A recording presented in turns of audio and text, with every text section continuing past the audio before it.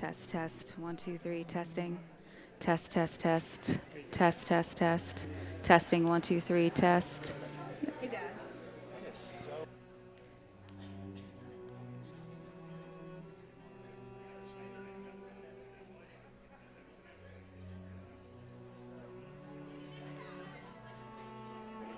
Test, test, testing, 1, 2, 3, testing. Test, test, test. Yeah.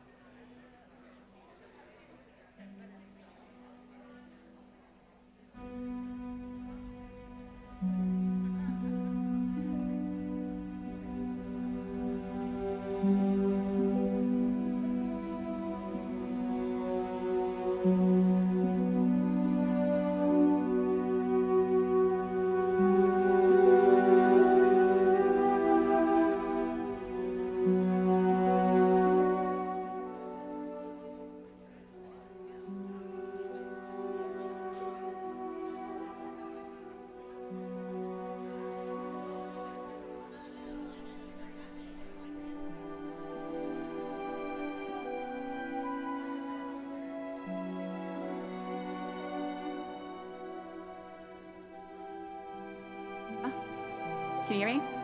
Everybody can hear me? Hi. Hello.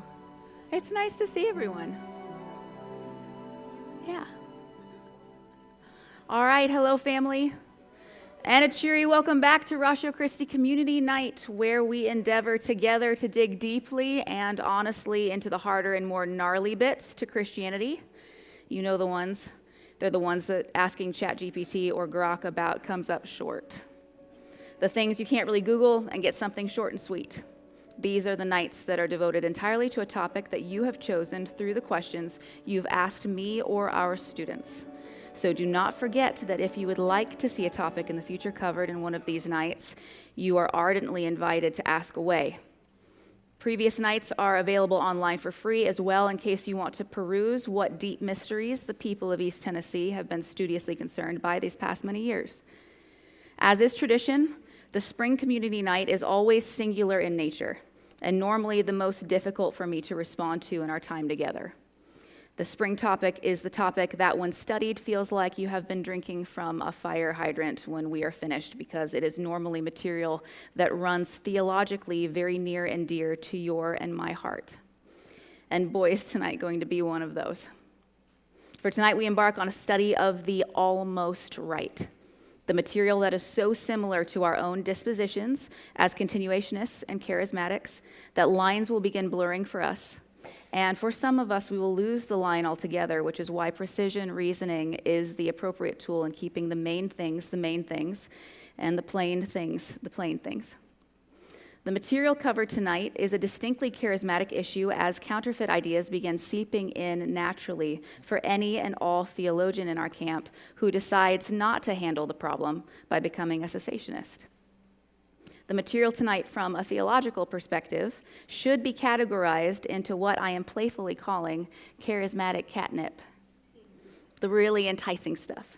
So buckle up, it's going to be quite the ride, as in tonight's topic, the New Age, which encapsulates as an umbrella philosophy all of your questions regarding whether or not Christians can do things like yoga, Reiki, and astral projection, or more general questions surrounding the use of crystals, incantations, mystical intention, and the like, is one of the most fraught topics we could engage with in this era, because it is so baked into the landscape of East Tennessee that I am encountering it in every congregation, in every parish I serve, nearly every day, and that's not an exaggeration.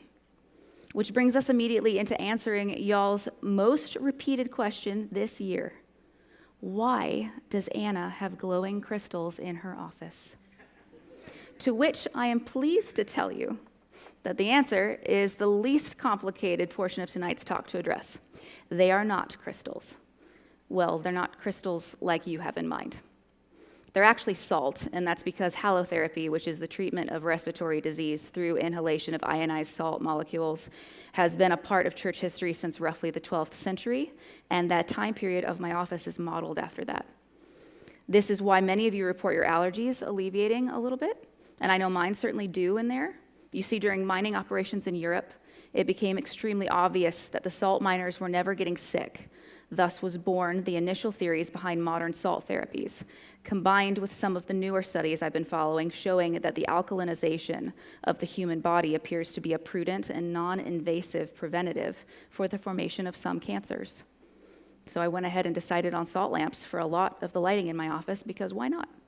I never had allergies until I moved here, and you all know full well that I practically live in my office and I would like whatever help I can get.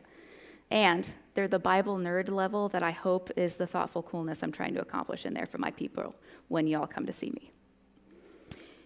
But Anna, why are they glowing? Is that some ancient form of medicine too? Does the frequency of the glowing pattern correlate to the language of the spheres? Does it remind the spirit of St. Augustine's lights in the city on the hill? No. The glow is because I'm a chick. And chicks dig twinkly lights. But I am super impressed you all are analyzing this seriously, and I would love to utilize that seriousness tonight as we jump into a complexity that is deeply enmeshed in this area in particular, Appalachia, and Appalachia's history with ritual magic, divination, and sorcery. So let's dive in, shall we? I sure hope you had some coffee because you're going to need it. Okay, so when we engage in a topic of severe complexity, which just means a great deal of context and variable balancing is necessary to wrap our heads around what is going on, we must be mindful of defining our terms as well as being aware that there are only so many variables that the mind can hold consecutively in our consciousness. We have severe neurological limits when it comes to our perception, which means, quite literally, there are topics in this world that are not available for us to comprehend fully as we encounter them.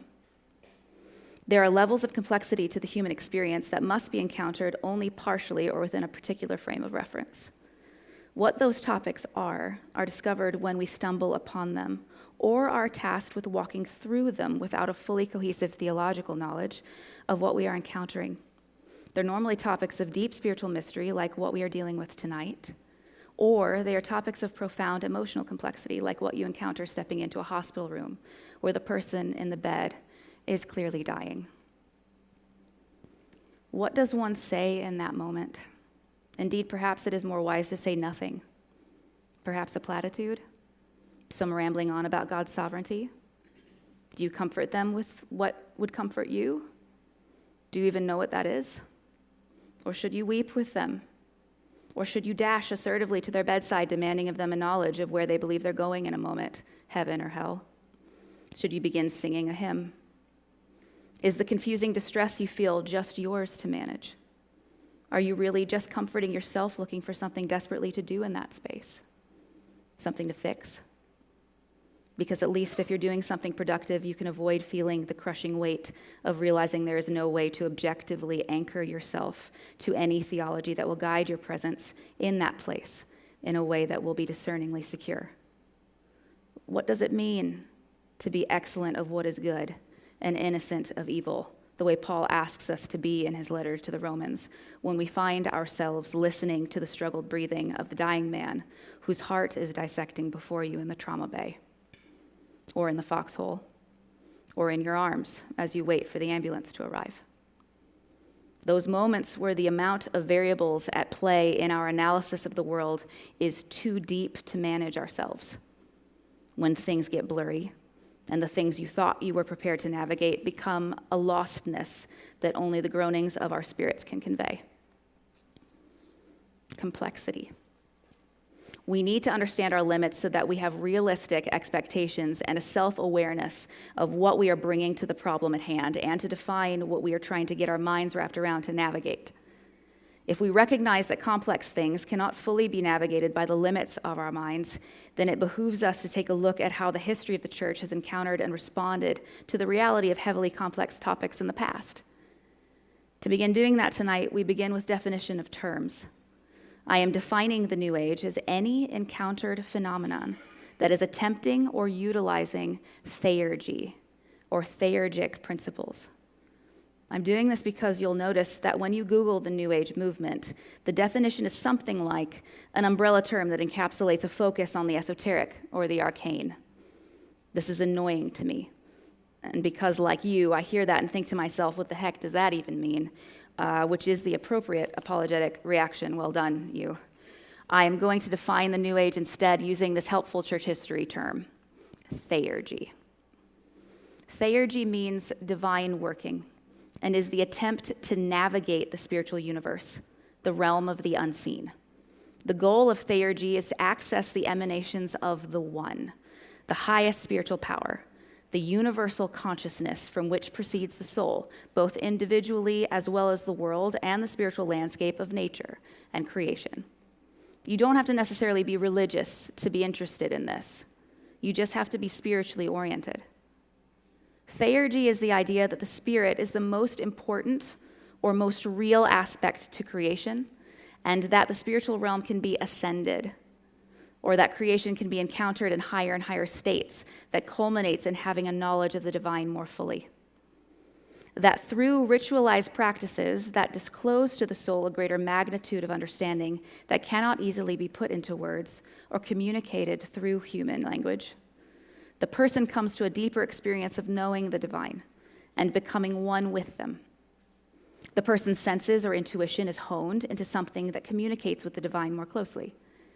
Theurgy is the attempt to secure one's confidence to their intuition, believing that intuition is a more real experience of discerning reality than alternative means, like science, philosophy, or scripture.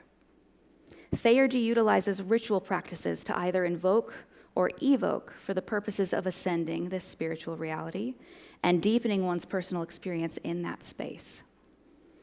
Invocation is the calling upon of a supernatural force for the purposes of guidance, assistance, or presence through spoken formulas, ritual recitation, or even prayer.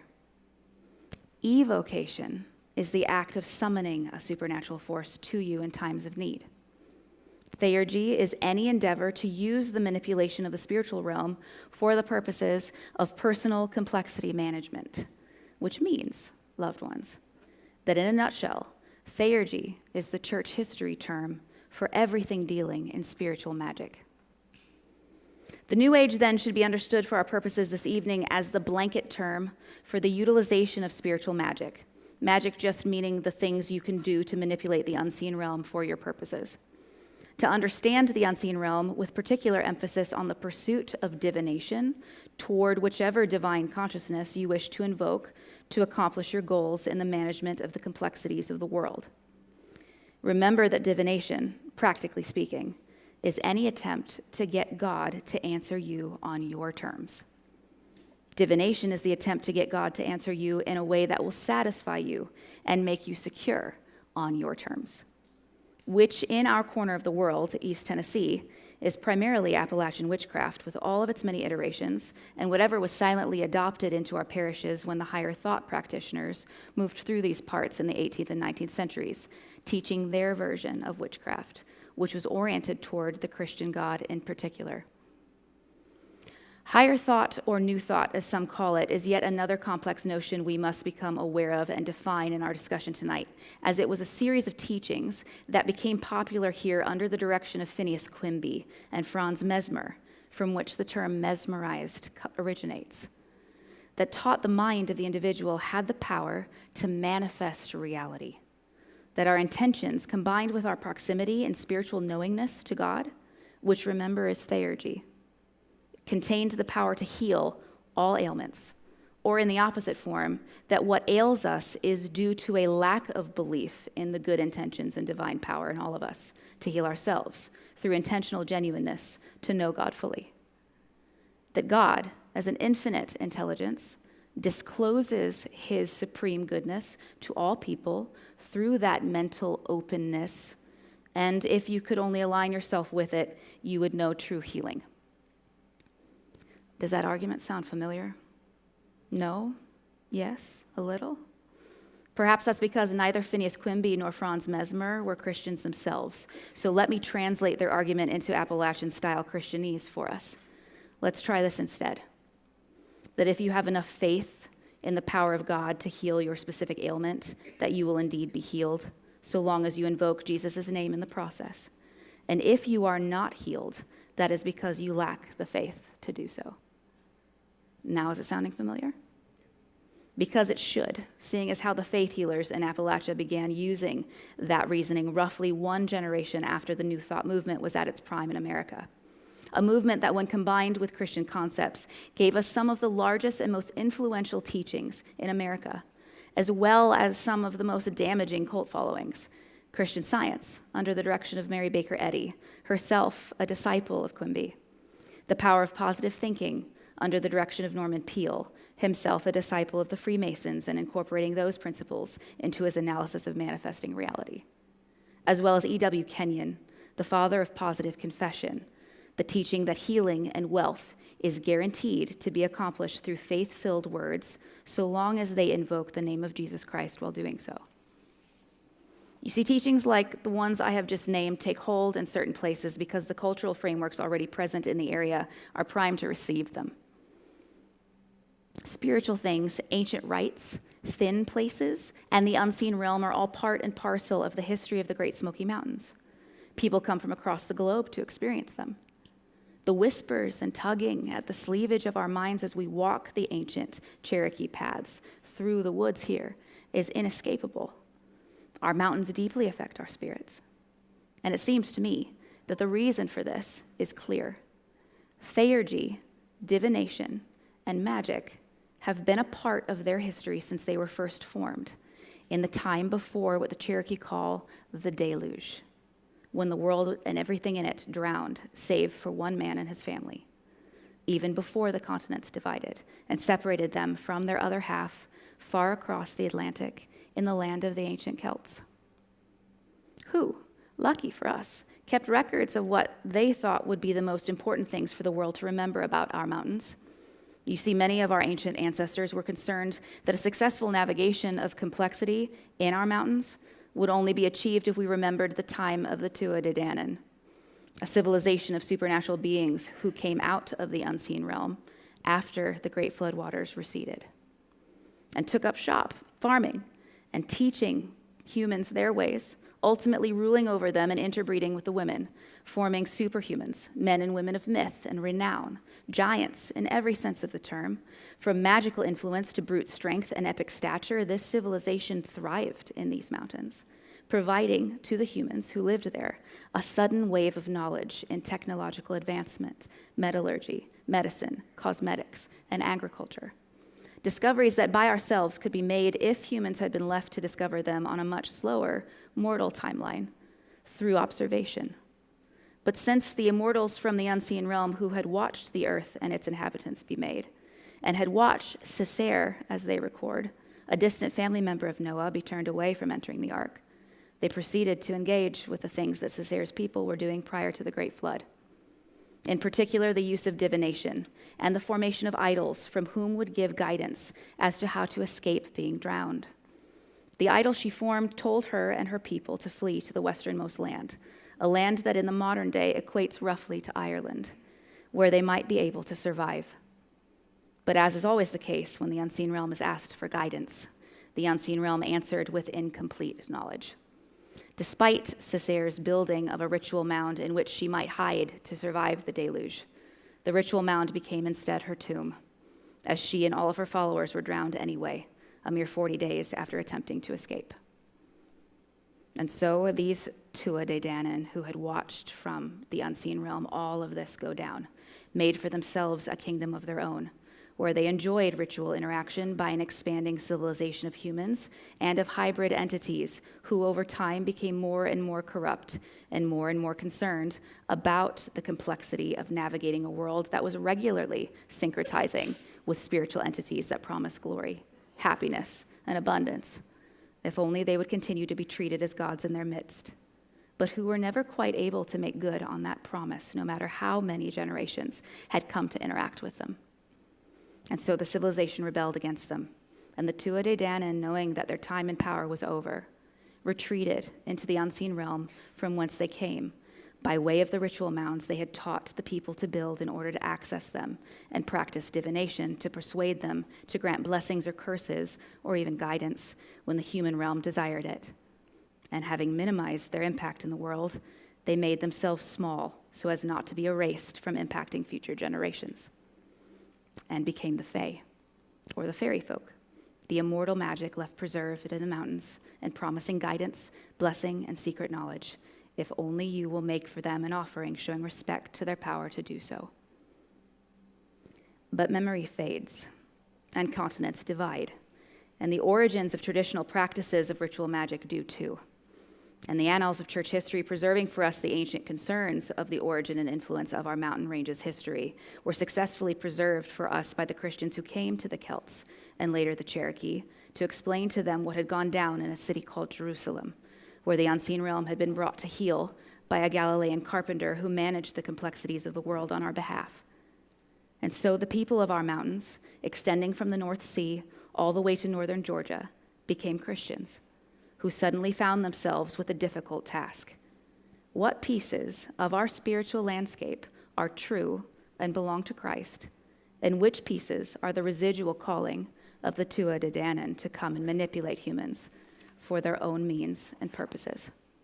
A predicament that has yet to be solved here because Appalachian traditional roots run as deeply as the trees of our forests do. So in synopsis of our foray into the complexity of the topic of the New Age, we have these three principles to hold in tension as a part of the overall balance structure of tonight's talk. The first being that the New Age is anything pursuant of theurgy. The second being that theurgy is the assumption that humans can commune with the unseen realm safely. And thirdly, human attempts to gain spiritual knowledge from the unseen realm is called divination. And those practices are thoroughly enmeshed in Appalachian history and culture. Hold those principles in your headspace as we dig even deeper now. The complexity in this discussion continues as we consider the reality of the limits of the human brain. So we're going to set those principles aside for a moment to consider equally pressing concerns in order to get our heads around the New Age in our study tonight. Your brain is a narrative analytics organ. It works by telling itself a story about how it perceives reality working and then statistically calculating what your future will likely look like and preparing your body to receive that yet unknown potential future. That's how it's designed to function.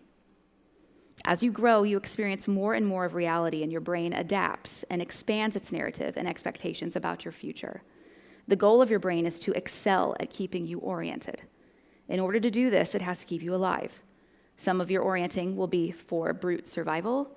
Some will be through pattern analysis. Others will be through force, like with the formation of habits. All of this culminating in the principle that your brain possesses plasticity, or the ability to adapt through exposure to new aspects to the narrative it already is telling itself. In order for your brain to process its narrative, it requires an analysis of units of information that it is fed and then builds the story off of. Those units are called memory.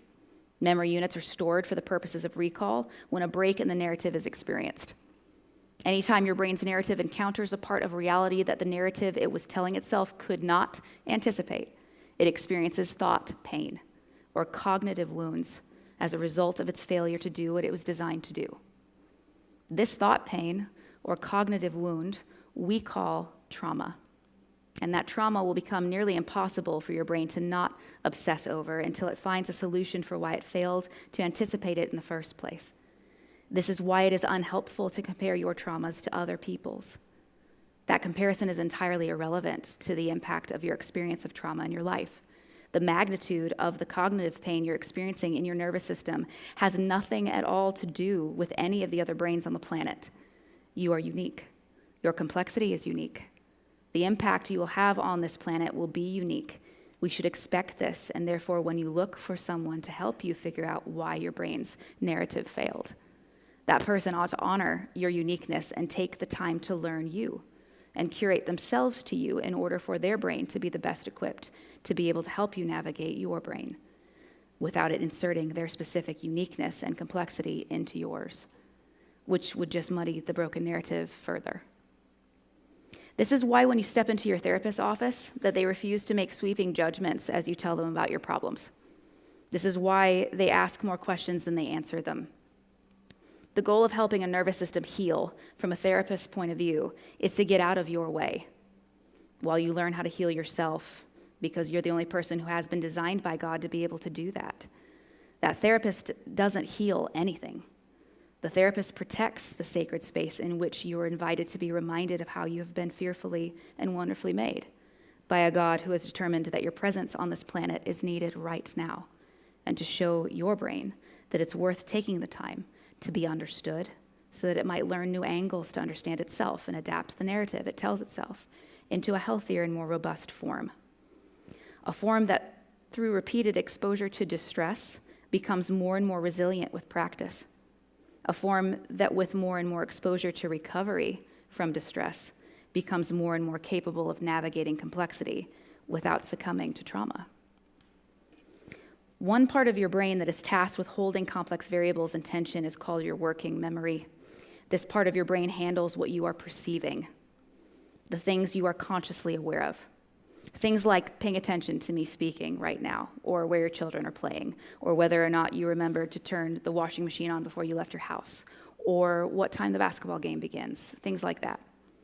Perception, though, has to be limited because too many variables being perceived will overwhelm your cognition and it will begin to go insane. So your brain purposely dampens the parts of the world it feels it understands well already, like the walls of this room, the chair you're sitting in, and even the very nose on your face, which it mutes in your perception so that you don't have to stare at it constantly. Until, of course, you get something on it like mustard or mascara, where your brain will alert you to it by letting you suddenly perceive your nose in order to fix what is not normally there. Teenagers, this is why you suddenly wake up in the morning being able to see the zit on your nose, because that wasn't there when you went to sleep. Your brain's exceptional dampening ability is also easily observed in a study of your peripheral vision. Your brain can actually see clearly what your perception blurs on your behalf, which is why when something unexpected enters your peripheral vision, that part of your visual field clears for a moment in order for you to analyze what occurred. So when, for example, a mouse silently moves into your peripheral vision, your brain tells you, that was a mouse, even though your field of vision only caught movement for a split second. What actually happened was that your eyeballs fully watched that mouse move. Your brain received and processed the information successfully as, I just saw a mouse, even though your perception of the moment was simply that there was a tiny movement in your peripheral vision that somehow you know is a mouse. So when your spouse's brain, who did not have a visual field that just experienced a mouse, goes, how do you know it wasn't just dog hair? You respond honestly with, I don't know. I'm just pretty certain I saw a mouse. What I'm trying to illustrate through all of these examples is the neuroscience of navigating complexity in a healthy way and the psychological distinction between perception and reality. Reality exists, it is vast, and it is full of variables at so great a level of complexity that to perceive them as they really are would fry your brain, and you would die. In order to keep you alive, your brain, operating through its design of only allowing you to perceive your working memory, allows you to only be conscious of the variables it has selected as necessary to accomplish moving you forward in the narrative it is telling itself of how the world works, as well as the desires of your uniqueness engaging the world. Is your specific nervous system designed, for example, with greater competency in preserving the concrete things present in reality? Or is it designed to thrive in the more fluid and flexible variables of reality? Does your nervous system feel more secure in encountering complexity at the level of black and white organization of variables, disinterested in investigating the nuance present in the variables? Or does your nervous system prefer instead to investigate complexity on a spectrum of grays, consumed with the beauty of the nuance of the details, disinterested in ever coming to any set conclusion about the limits of reality? Every nervous system is going to favor differing frames of perception that feeds the desires of their design as they encounter a reality they will never fully perceive and should not expect to. Those frames will shift and syncretize the information it encounters through experience, trauma, and unfortunately, the natural decay of the body. This is the last variable I need you to understand to set the context for our study of the New Age tonight. That there is a reality that exists objectively, that this reality is so complex that it can only be encountered through a limited perception that shifts over the course of a lifetime in accordance to the overall narrative your brain is telling itself about how the world works. There is never a time, and there has never been a time, that you or I have had a full grasp of reality. And I really need you to take this to heart as we proceed with synthesizing everything we've engaged with tonight so far. Because this last variable is critical. If you fail to grasp it, you will end up in one of two horrible existences for your life. For if you fail to heed my warning that you are never actually perceiving reality fully, then you will begin to believe that you are more informed than you are. Your ego will steadily grow to the point of entrenching you in the delusion that you are living out your world well enough to cease to see the holes in your own perception. And the rest of the brains watching you entrench yourself will begin to scatter because of the insufferable nature to your arrogance. As your faculties decay, your nervous system will begin to cope with the reality of your inevitable death by relying on the habits of your youth. And since you chose arrogance, your decaying faculties will choose arrogance as well. And you will become a miserable troll of a human who no one desires to take care of. If, however, you opt for the alternative folly, that the reality your perception encounters is irrelevant and that there's nothing truly real to the world to know, your ego will instead form worthless delusion as it entrenches itself in the belief that all of the brains in its influence are inconsequential in comparison to its experience of the world. And all of the rest of the brains around you will exhaust themselves of attempts to have genuine connection in shared headspace as they begin ignoring you in your delusion and smiling at you because it's easier to just let you remain there rather than continue to make attempts to engage you and persuade you to join them in the parts of reality they all are willing to admit to. And you will become that miserable person who realizes that no one is actually invested in listening to them anymore, and where you lose any influence on the people around you to pay attention to you at all. Both of these ends are a completely unnecessary legacy to leave behind for your loved ones. Do not choose them. They are not worth it. You will die panicked and very alone. I have watched this occur many, many times. I beg you to heed me on this one and to teach your loved ones to do the same. Perception is not reality. You also cannot fully grasp reality. Yet reality objectively exists, and we encounter that objectivity in doses. Do not confuse these things and do not lose track of when your brain suggests you begin entrenching in one aspect of them, because it's easier than actually remaining humble in the balanced tension. Frightening, isn't it? When I wrote the outline for this talk, this section was not originally a part of it, and we are not dwelling here for long, I promise. But these variables can be consistently synthesized and applied to our lives without overwhelming us. There is truly only one solution to all of these things. For if we have been designed in this way, to encounter a world with a layered reality that we never fully can comprehend, where our very consciousness is dictated by a narrative that changes and adapts as we learn and grow and can be impacted, for better or for worse, by others in proximity to us, in a creation that has been designed to be stewarded and to be discovered over time, an encounter that has been impacted by an unseen realm that further complicates the predicament by trying to entice us to be distracted by its counterfeit agenda, to consume the uniqueness of each human design for its own ends, and that such things have not only hidden themselves, but that their processes and interactions are so ancient and so well established in the very landscape of the area we find ourselves engaging reality in every day while we watch our bodies decay.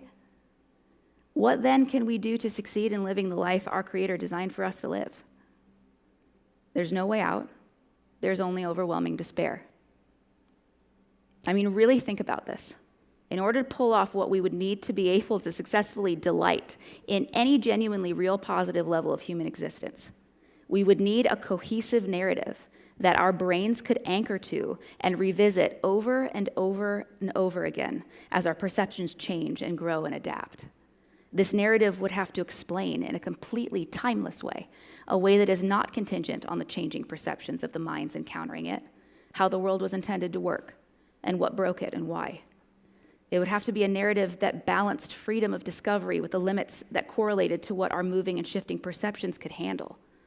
And even then, It would have to anticipate every single stage of human development while simultaneously not completely alerting the unseen realm to every detail, so they would not be able to fully wield that information to lock humans in lies they don't have enough time on the planet to figure out.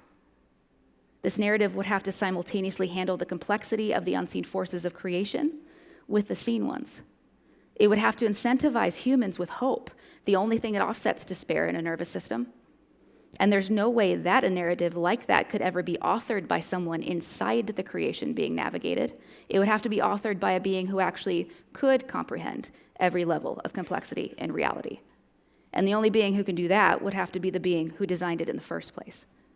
But even then, it would still have to be a narrative that the human mind could grasp, communicated in a language that could be processed in pieces and partial perceptions.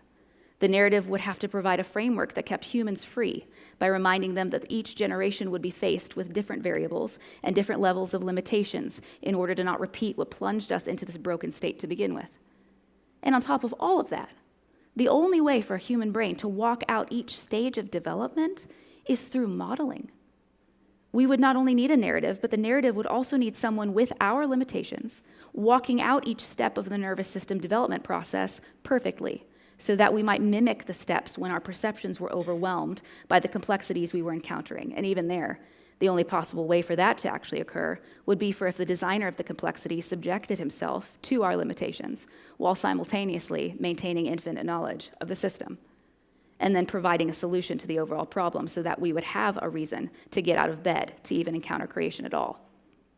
There would need to be a promise of an end to the brokenness. Our nervous systems would need to know that their decay that we're observing in ourselves is only temporary. Are you catching what I'm getting at here? The whole thing is wildly improbable. The only thing that could incentivize an infinitely complex deity to even begin to do something like that, to consider that level of humiliation, is if by some miracle he also loved every single member of the system he designed. The only solution to the synthesis of tonight's variables and a truly real chance at encountering reality would have to be, without a doubt, that the creator of the system provided his creation with the greatest story ever told.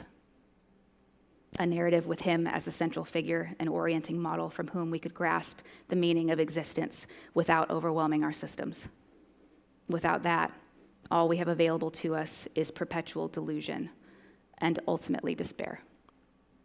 And this is why people like me stand on stages with microphones pointing away from themselves and whatever ego they may or may not possess at any given time, and we point directly towards the Bible.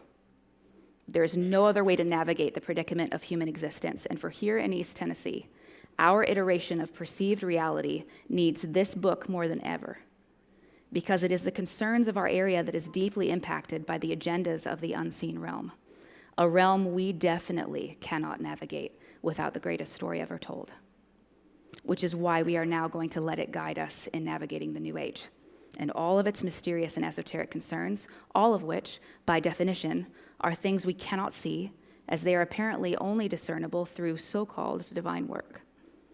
Let us now bring back up the variables we have so far defined and allow the scriptures to give us our frame for our nervous systems. Firstly, that the New Age is anything pursuant of theurgy. I know this is a lot of new vocabulary, that's why I'm repeating it. Secondly, that theurgy is the assumption that humans can commune with the unseen realm safely.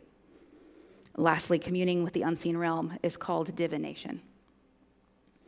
The question very naturally becomes then, how do the scriptures advise us to engage with divination when we see it or begin encountering the suggestion that it is prudent for us to move forward into the unseen realm?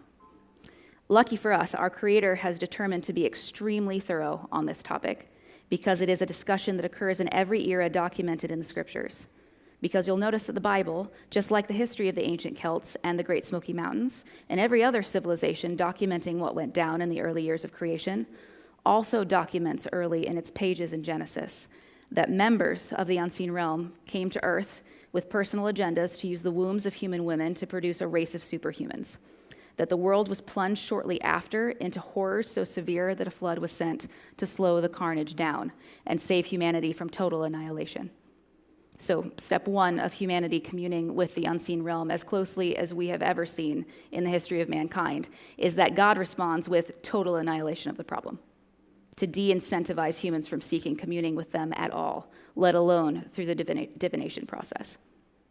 Meaning that our Creator has modeled for us a very clear, do not pursue this. But let's keep going. Let's jump to another level of complexity, like, say, an example that God clearly states in his response to an entire city he labels as practicing divination and actively seeking to ignore the warnings that God is serious about us not engaging with the unseen realm in this fashion. The city of Jericho. Just for fun, let me show you what they were doing in Jericho at the time. This, loved ones, is an example of what archaeologists call a teraphim, otherwise known as a Jericho head. There are so many of these, not simply in Jericho, that we are at a loss as to what to do with them. When a family member died, the idea was that you would preserve their skull through a series of packing and plastering methods that would retain the ability to recognize your loved one as your loved one, and they would be placed in the family dwelling as an access point to the unseen realm. The hypothesis goes that you could engage with your deceased ancestor's head in a series of rituals that they then would be able to advise you on important matters that you wanted immediate guidance with, or secret knowledge about what the unseen realm would suggest and how to move forward with a problem.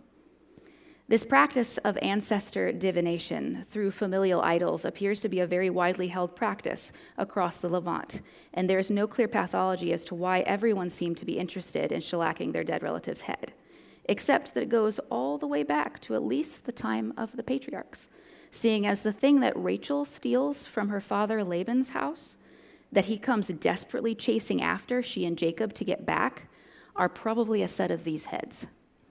Do you remember that little story in Genesis 31? Laban, panicked and angry, goes to search the camel that Rachel is sitting on for his teraphim, or family idols, and Rachel lies through her teeth that she cannot get up from where she is sitting because she is menstruating in order to get away with stealing them.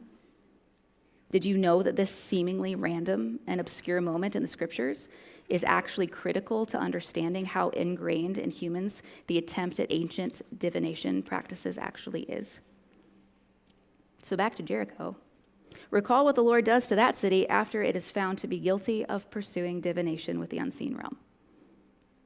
Oh, look, more total annihilation. I don't know about you, but I'm picking up on a theme. How about we look at a moment that does not result in total annihilation? Open your Bibles to Judges chapter 6, where we meet Gideon.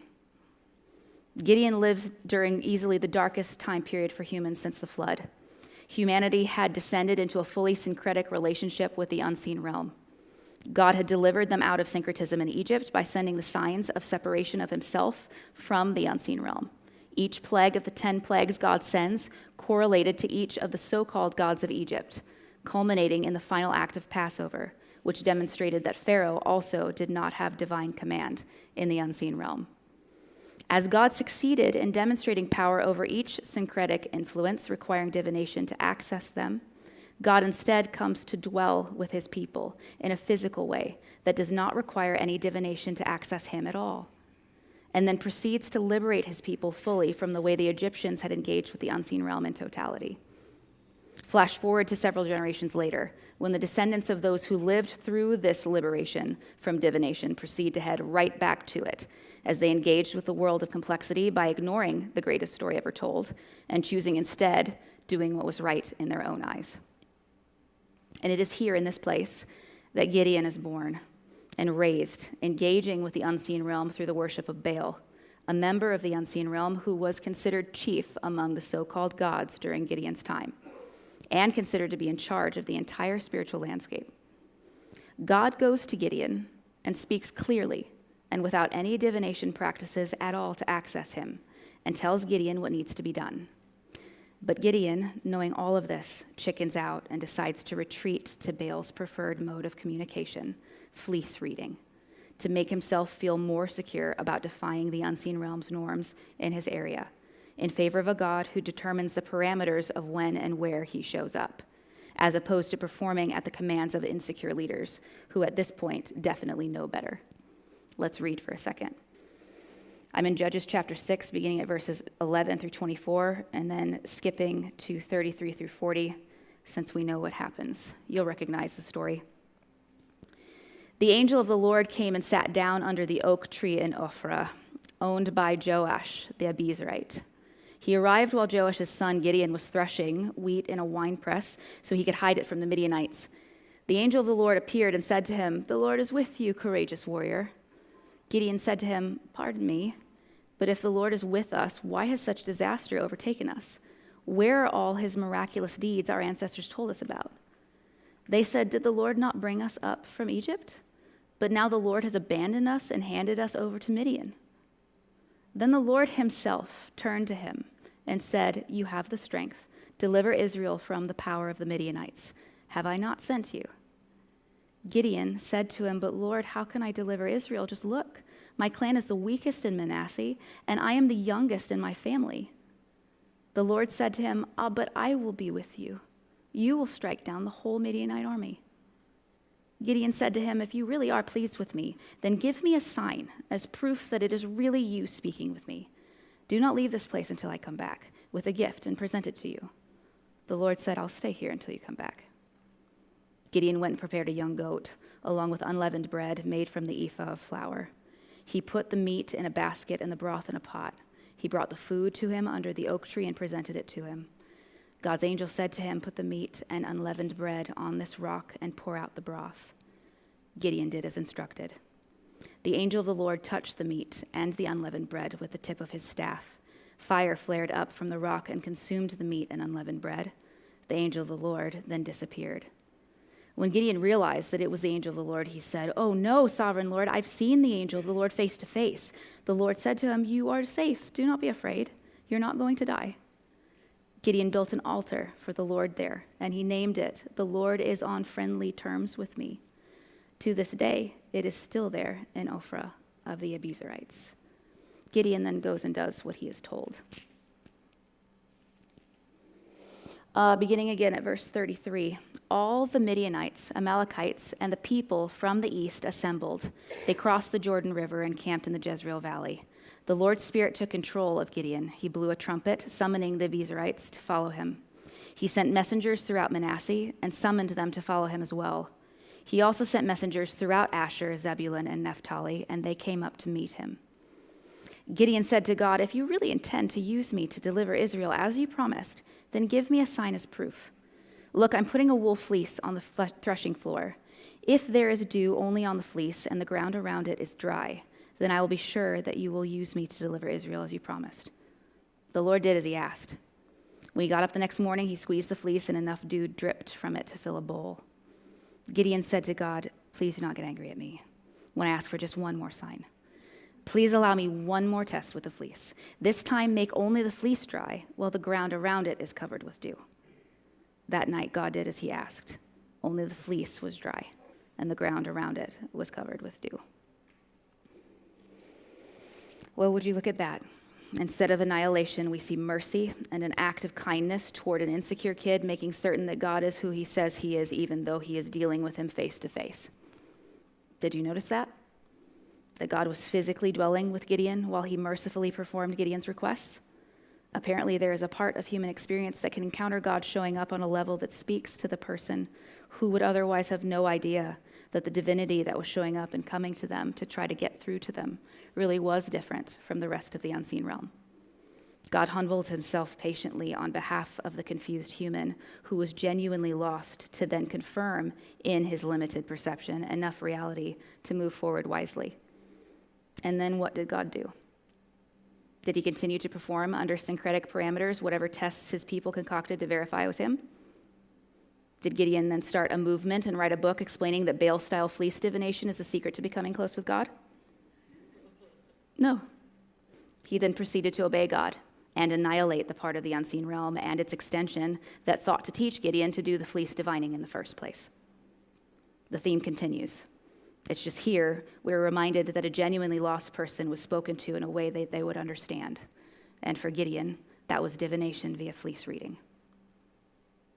But Anna, I get that there's a theme that God is not down with divination in general. But what about the fact that God tasks his people with a divination procedure utilizing two stones called the Urim and the Thummim? I thought the point of all of that was to practice divination in order to get an answer of yes or no from God whenever the high priest believed it was prudent. This is an example of literal divination, sanctioned and designed by God. You can't claim that he is entirely against ways to commune with the unseen realm. That's literally what they were doing with the stones. Wonderful objection. And it's the perfect wrap-up for the entire point of this talk. You're almost right. You're right just enough to be persuasively dangerous to your brain's narrative about the unseen realm and to successfully entice others to do the same. You are talking about the stones that represent direct communication with God, that he clearly commands are to be placed into the breastplate of the high priest and then act as the physical reminder that communication with God on human terms must only be carried out by the high priest exclusively within the Holy of Holies and in full compliance with the physical dwelling of God's presence.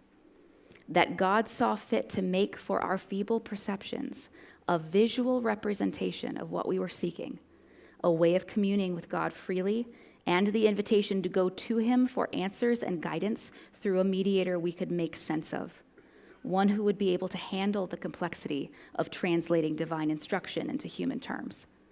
A symbol of the divine both coming and dwelling directly in our midst, as well as choosing to communicate through limited human communication avenues. Never once is it human beings seeking to ascertain spiritual knowledge on their own terms in the way that I am pointing out the New Age seeks to do. You see, I don't think I'm making a stretch to point out that we are still clearly seeing a pattern, and that pattern is divination with the unseen realm is not advisable and deeply concerning to God, as emblematic of a level of gravity akin to global annihilation for us to understand about engaging with the unseen realm. On top of this, when we are given a picture of mercy and patience with the phenomena of divination, we find that God models for us that he works to communicate with us on his terms, not ours, and with the intention of modeling temporarily what ultimately gets modeled permanently in Jesus Christ, who ends the need and indeed the incentive to pursue communing with the unseen realm at all. Instead, he sends his Holy Spirit to help guide our perceptions in the complexities of the world, as well as his word, so that we might have a timeless and living example of the correct narrative to orient ourselves to no matter what our generation faces. So what gives, Anna? Does our study conclude with just do not ever try to understand the spiritual realm? Do we avoid the New Age movement's claims entirely? Shut ourselves down from exploring those parts of creation altogether? I thought we were supposed to be renewing all things. Doesn't that include the unseen realm? The parts of creation we don't yet have a grasp of? What gives, loved ones, is that the pattern we see repeated over and over again throughout the scriptures, both before Christ and after, is not that we cannot explore and learn from creation and its spiritual mysteries, but rather that God hates syncretism. Syncretism is the blending of spiritual components. It is the blurring of spiritual lines. It is the attempted reconciliation of differing or opposing principles, practices, or parties of the spiritual realm. And God hates this because the principles, practices, and parties of the unseen realm that oppose God are also the ones that decay, poison, and pollute his creatures. There is no way to blend that which God hates with what God loves. The things that move humanity away from Christ cannot then be things that move humanity toward him. There is no syncretizing a contradiction. When we begin trying to do so, we erode the image that God is attempting to disclose to us. And the erosion of Christ and his message is the work of our great spiritual enemy, which has no place amongst the people of God. The more we engage with the world and its complexities at the rate God designed us to do that, a human-authored rate, walking with our Creator who discloses things to us on his timeline, the more we see clearly of how creation works. The unseen realm of our ancestors was vastly different than the unseen realm for us now. And the more we explore and discover, utilizing Yahweh's principles for discovery, things like humble truth-telling, testing through the wisdom of the scriptures, and prayerful obedience to the moving of the Holy Spirit in our midst, even if it isn't as quickly as we want him to move sometimes, the more we will pioneer and clarify what was at one time unseen and is now more fully known. It is completely all right to investigate the mysterious things of the world. It is completely okay to be interested in them. It's even okay to write books about what you have discovered, to do research on ancient practices and what insights the unseen realm was tapping into at the time to put just enough truth in their lives to be believed by the ancients.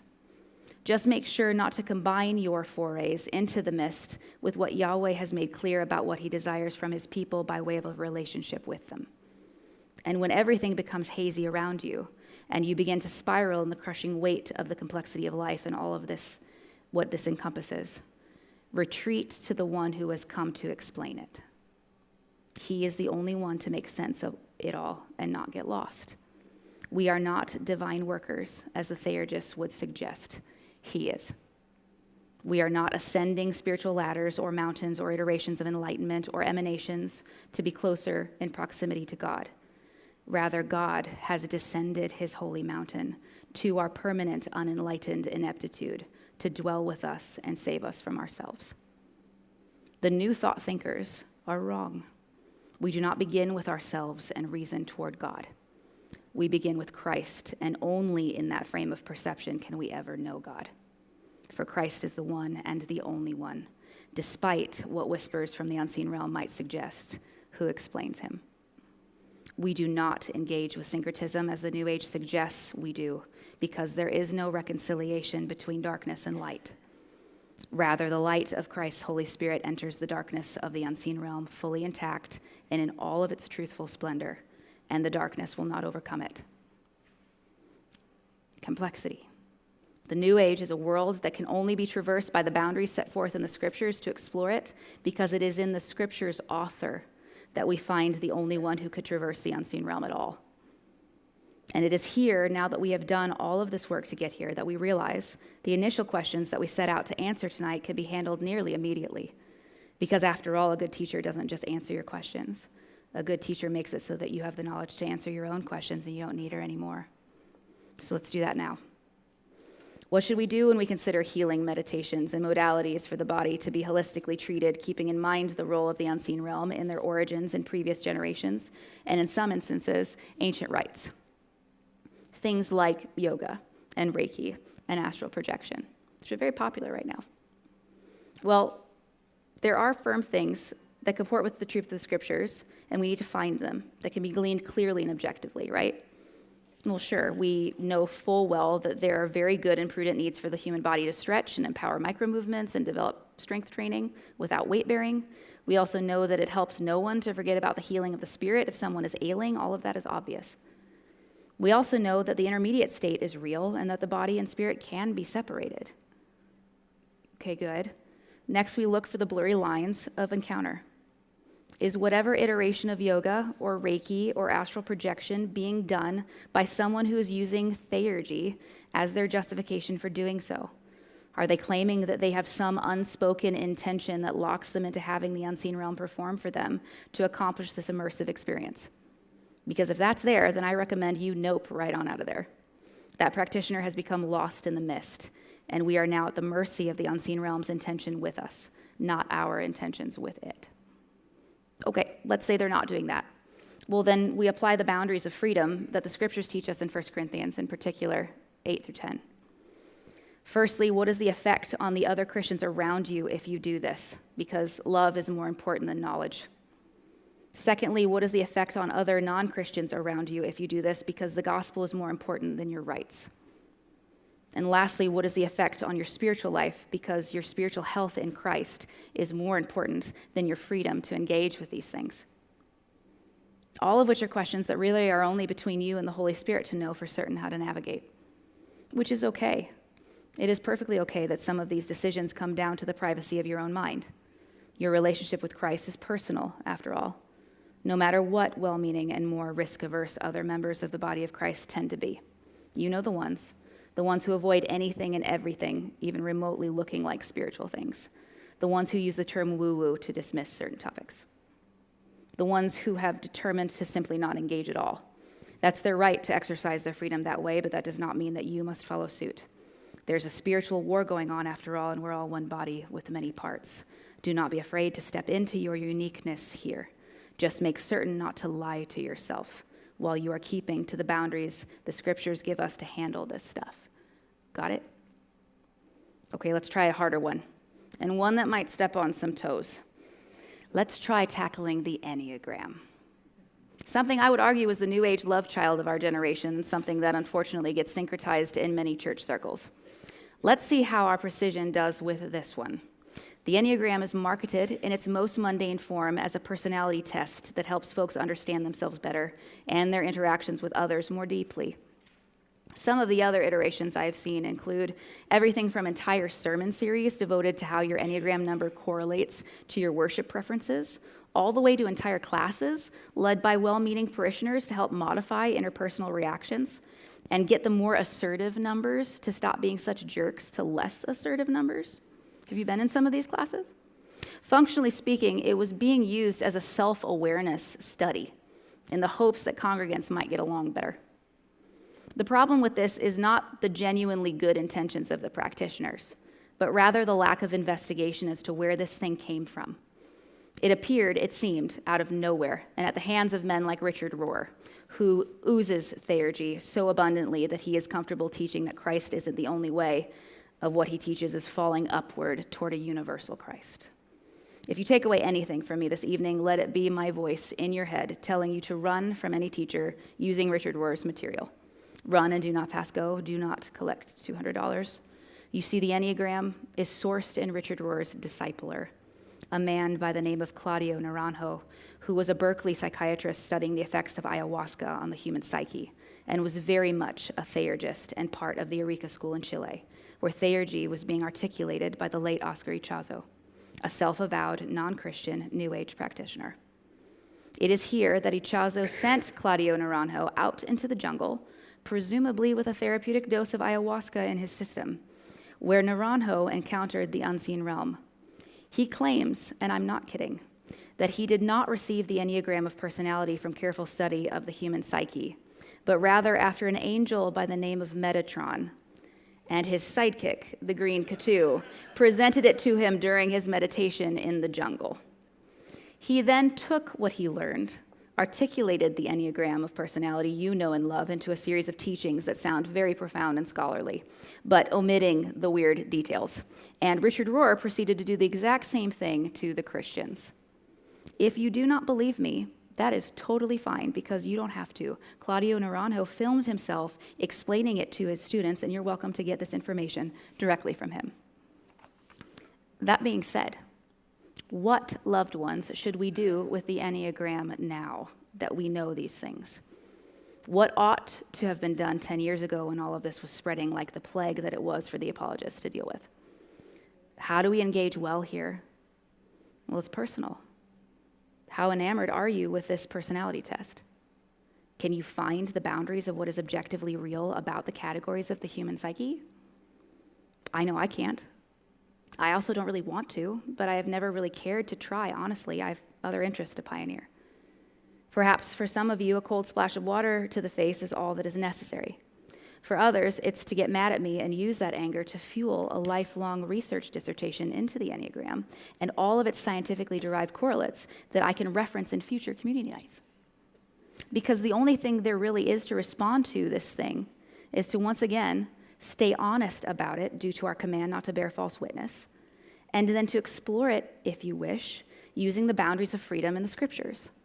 What it definitely is not, though, is sermon material, because that would be syncretism. So watch yourselves, loved ones, as you listen to YouTube sermons claiming that it is the key to unlocking your deepened knowledge of God. The pulpit is reserved for the word of God alone. Flee from those who forget that and instead make it an engine for the unseen realm to wreak havoc upon humans they desire to be infatuated with them, as opposed to Christ. Got it? Make sense? Okay, last one. I've saved the most difficult thought experiment for the end. Deep breaths. This is because I would be failing my nerve as your apologist if I didn't at least try to demonstrate good faith with you all while in the midst of this particular complexity. It's easy for me to stand up here a decade after the fact and pick apart a fad when hindsight is 20/20. So let's handle one we are in the midst of right now. One that is precarious and one that rides so closely to rightness that the almost rightness that I'm seeing on the regular in conversation in these parts is nearly indiscernible. One where I am in the midst with you all and am trying to navigate the complexity too. let's talk about the spiritual formation movement that is currently as popular as the enneagram was a decade ago. As far as the apologists can tell, spiritual formation is an umbrella term moving through charismatic circles who are rediscovering monasticism and a time in church history where devotees were attempting through ritualized disciplines to remain in lockstep with the Holy Spirit. These disciplines, articulated through the monastic era, involved deep contemplation on divine things and a desire to move one's spirit through the sanctification process with more efficiency and seriousness than an otherwise average human life might allow. It's difficult, you see, to meditate on God's word day and night when you have children to feed and spouses to delight in. The goal of monasticism was to forego that type of life, a life that was still considered beautiful and good and holy, but one that did not necessarily give room for the human in it to achieve the type of sanctification the monastics were looking for. For that required abstention and a more ascetic encounter with the world, they argued. Deep navigation of the unseen realm required a deep humility about one's sin and a self-knowledge of the depth of one's sin, and could not be adequately achieved if you were distracted by the cries of your children for their mother and father, something which supersedes in importance a personal navigation of the unseen realm. And so it is in this place that these monastics develop strategies for the management of internal sin and coping with the reality of spiritual war within the human mind. And it is these strategies that have been reinvented in the form of spiritual formation for the average Christian to embark into using. The current spiritual formation movement in general is a departure from monasticism in one very great detail: the whole actually becoming a monk part in order to engage in such things with some modicum of safety and humility and right estimation of oneself before entering the spiritual space. The movement is a vast spectrum of beliefs, both wise and unwise, that seems to imply that spiritual formation is a series of behaviors that the average Christian can employ to seek God more fully and an increasing depth of knowingness through ritualized disciplines like contemplative prayer, listening prayer, stillness, and self-emptying. They imply through pattern exposure that engaging in these things will bring the seeker into closer proximity to God or a more robustly engaged spirit with the unseen realm. And it is these implications, loved ones, that reek of theurgy marketed to charismatics who wouldn't be able to see the problem of the suggestion and primed to receive very old tools that, when repackaged for millennial consumption, would sell a great deal of books. Because you see, most of the spiritual formation modalities that I am seeing coming out of well-meaning, charismatic, non-denominational congregations in our area are deeply Catholic ones. A tradition that regularly teaches that ritualized practices of spiritual disciplines make the unseen realm respond to the intentions of the human, seeking to twist its arm. From getting dead relatives to do your bidding, to needing mediators to speak with God who are not Christ, to believing that the more sanctified you become, the further up the ladder of spiritual formation you achieve, until at last you achieve theosis, or oneness with God. And it is here that I place a giant warning, because the apologist you have been assigned by our global ministry is a Lutheran. And that is either fortunate or unfortunate for our complexity here, as the Lutheran mind is one that gets really unnerved when those types of suggestions start being walked out by well-meaning Christians who do not yet have a history of having to strip themselves from the heartache of that particular theology and what it produces. Because when you start teaching that there are a series of actions that if you will only practice, you will become like Jesus, you reverse the gospel message. And you begin believing that God performs for you through personal ritual. And that, loved ones, is precisely what the enemy desires of us. That we begin believing that ritual is relationship, when the reality is the exact opposite. You see, the point of authentic spiritual formation is that it is a sin coping strategy. It has absolutely nothing to do with God's relationship with you. The idea is that our God has seen fit to grant us a knowledge of safe tools to cope with the sin that we produce in ourselves, things that over time get exposed to us through our use of these formation tools. They're not intended to ever make you think that you're somehow growing in closeness to the Lord through them. Rather, you are growing in a knowledge of your brokenness, such that the experience of the Lord's sovereign presence in your life, despite your sin, becomes more vibrant to you. True spiritual formation through prayer, the study of his word, stillness in awe of Christ's work, and anything else contemplative you may have stumbled upon in your experience with this movement is supposed to be that through such things, the narrative of how broken and lost we are without Christ transforms our internal workings by the power of the Holy Spirit and not by our efforts, to see more clearly the narrative of creation the way it was intended. Spiritual formation, in its wisest iteration, is the process of bowing deeper and deeper in shock and delight before the person of Jesus Christ, who has come down the mountain to us despite our spiritual ineptitude. It is not forming our spirits into a more robust form in order to scale the mountain ourselves. And perhaps I'm being picky or too persnickety in the complexity we find ourselves tasked with here in East Tennessee. Perhaps my Lutheranness has gotten the best of me in my attempt to be precise about keeping the spiritual formation movement on the side of wisdom and distinct from theurgy. Check back in 10 years. That's for you to decide. You've been designed for this generation's iteration of complexity too. Feel free to take issue with my navigation of this if you wish. Just know that if I am seeing clearly, then all of the teachers who are steadily losing the plot in this movement are going to start sounding really Catholic here really quickly. And I'm willing to bet, and they're going to start recommending Richard Rohr's material too, since theurgy and Catholicism is the charismatic catnip I mentioned at the beginning of this talk for this movement. Be careful, and Godspeed. We're all in this together at this point. Next Sunday, we celebrate the one who has brought clarity to complexity, and the one in whom all of the mysteries of God have been made plain. This man, Jesus Christ, is the explanation, invitation, and consolation of every endeavor into the realm of the seen and unseen. No matter how you determine to embark in your lives on this earth, anchor yourself to one thing and one thing only, that it is both by him and for him that you know any freedom at all. That the only hope in this despairing place is to place yourself squarely in the palm of his hands.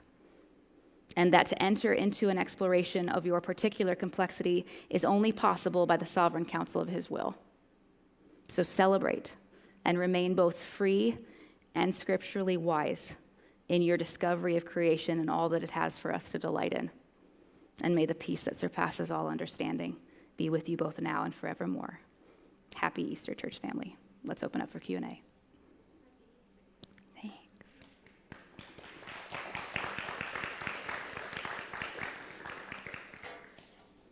But Anna, where's your analysis of crystals? I don't have one. We don't know anything about crystals. They're pretty. Don't pray to them.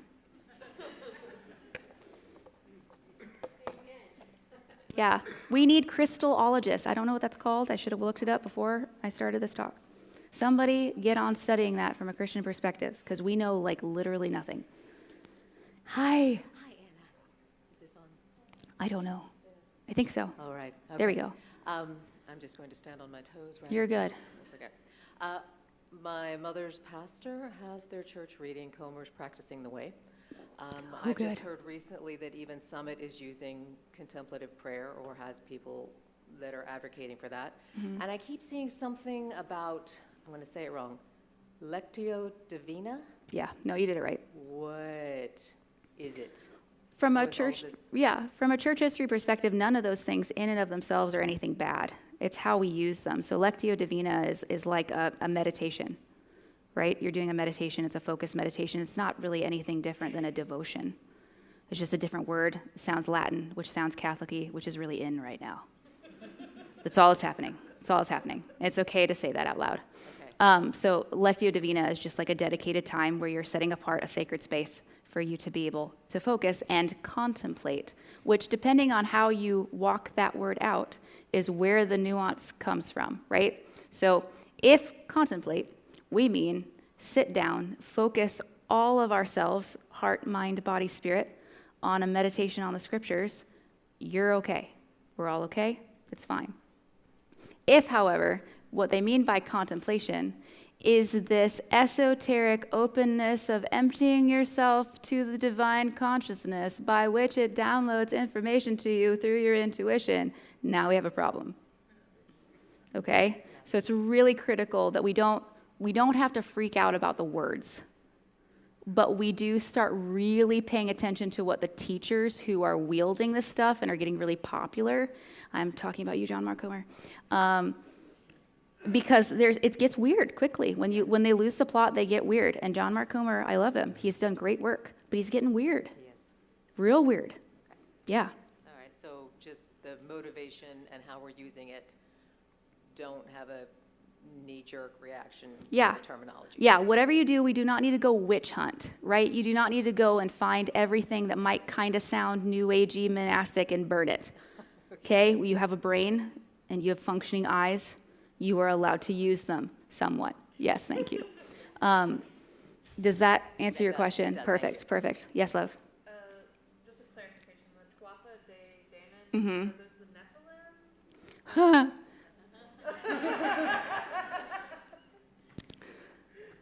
Nephilim? This is like okay. Anna Catnip is this. Oh, my bad. The question is, the Tuatha De Danann, are these Nephilim? To which I responded, that's funny to all of you who are my students, because this is like my thing, right? You have people who are like obsessed with eschatology. That's not my thing, but Nephilim is totally my thing. So I think they were. But this is just Anna talking. So we have Nephilim stories from every major ancient civilization. Most of the pantheons from our early civilizations do look like it's Nephilim stuff. And so this is like in Genesis 6 when it says after the flood they came back. They did it again, Tuatha De Danann. Okay. Hello. I actually have two questions. Okay. All right. The first is, and I might be the only person in this room that's experienced this, but growing up in a Buddhist family and in Eastern culture that has ancestral worship practice built in, y'all would be more familiar with the scene in Mulan where they sing the song "Ancestors, hear my." Well, Yes. I grew up with that stuff. And Your homework is to watch Yeah. Mulan. Okay, Yeah. go ahead. So I'm not recommending that, but I grew up practicing that under the instruction of my father. So at the memorial service of, grandfathers and great-grandfathers and great-grandmothers who have passed on, we would prepare a meal. Their spirits were to come down, and we are going to appease them and plead to them to bless our family. So we literally had a worship service in the living room. Okay. Our Southern California, Orange County home. If you peeked in, you would be seeing this. We would have incense, and we would call upon those dead spirits to come and feast on the meal and provide blessing for our family. So when the Lord rescued me, and then one by one, the family members, my immediate family, then extended family, we were starting to go to church.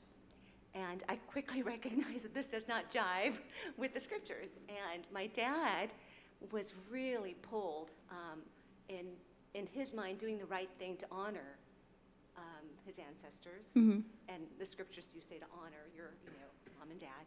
He was feeling that along with, what does the Bible have to say about those who have who've gone ahead of us? Yes. And so we continued to practice that, which is total syncretism. Yeah.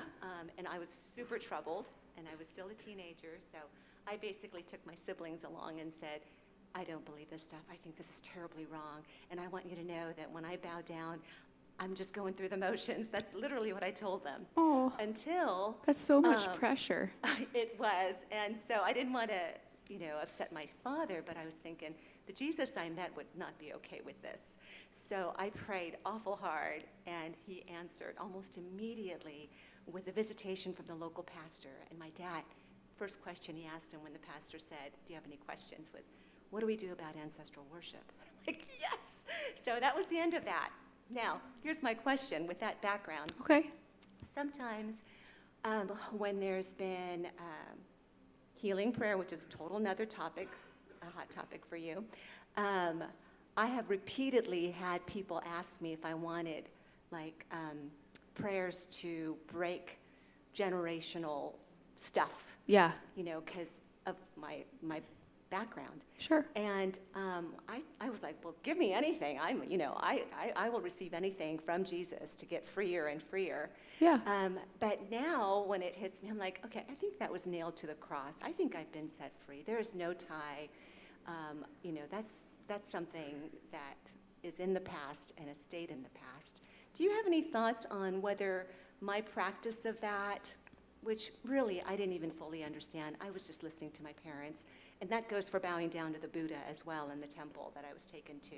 Those are things that I have been delivered from when he plucked me from the kingdom of darkness and planted me into the kingdom of this marvelous light. So, but do you think they have residual effects as implied when people want to pray for me?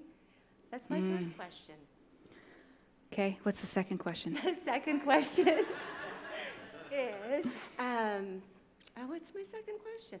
Oh, I just learned this morning of a common practice trend that's going on among especially our youth. Okay. And it sounds like astral projection under a new name.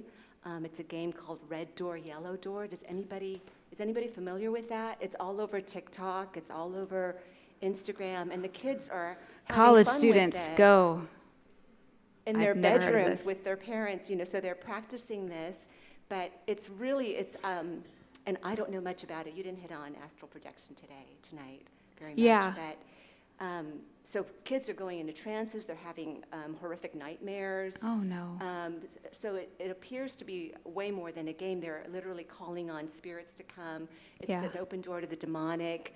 And so I just wondered if you had heard of it. And I haven't heard of it, but there are iterations of this in every single generation. Thank you for alerting us, though, because that'll be a good thing to go home and study. Okay, so answer the first one. What do I think about generational curses if I summarize all of that?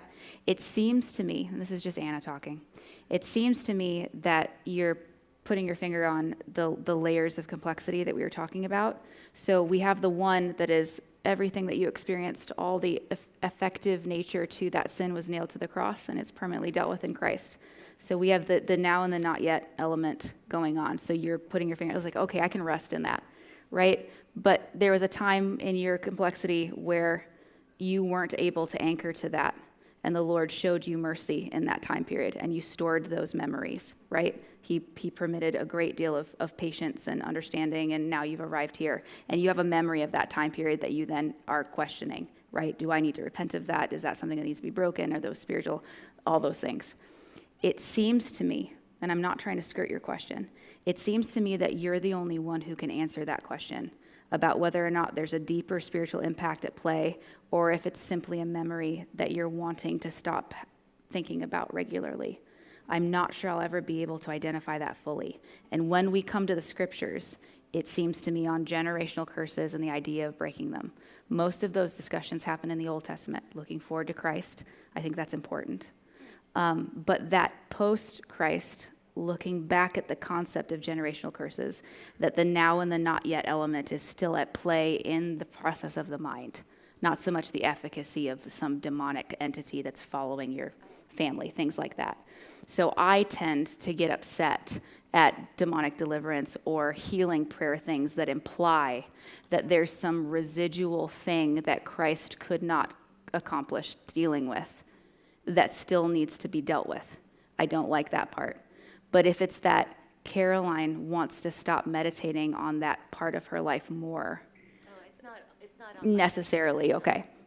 So no, so if it's just the residual, that there's like some residual thing that's on you in some capacity spiritually that needs to be broken, I would reject that. It only comes up when people want to pray for me along those lines, and I'm like, I think I'm good. And you can say that. Yeah. Yep, and you can say that. Yep. But again, that's just Anna talking. Far be it for me to claim that I have an exhaustive analysis of that particular thing. Thank you. It's a wonderful question. The last one with yes, I see you back there. Thank you. The astral projection question. I had to cut something, and I cut astral projection because functionally speaking, I mentioned it for a second about the intermediate state, and that the intermediate state can be, which is just your body and your spirit being separated, which is what happens at death. Part of why I cut it out is because it's not that interesting. When we study any type of separation of the body and the spirit being able to travel on the astral plane, there are more questions than there are answers. Most of the practices that you see across the globe require some sort of psychedelic in order to get there. Okay?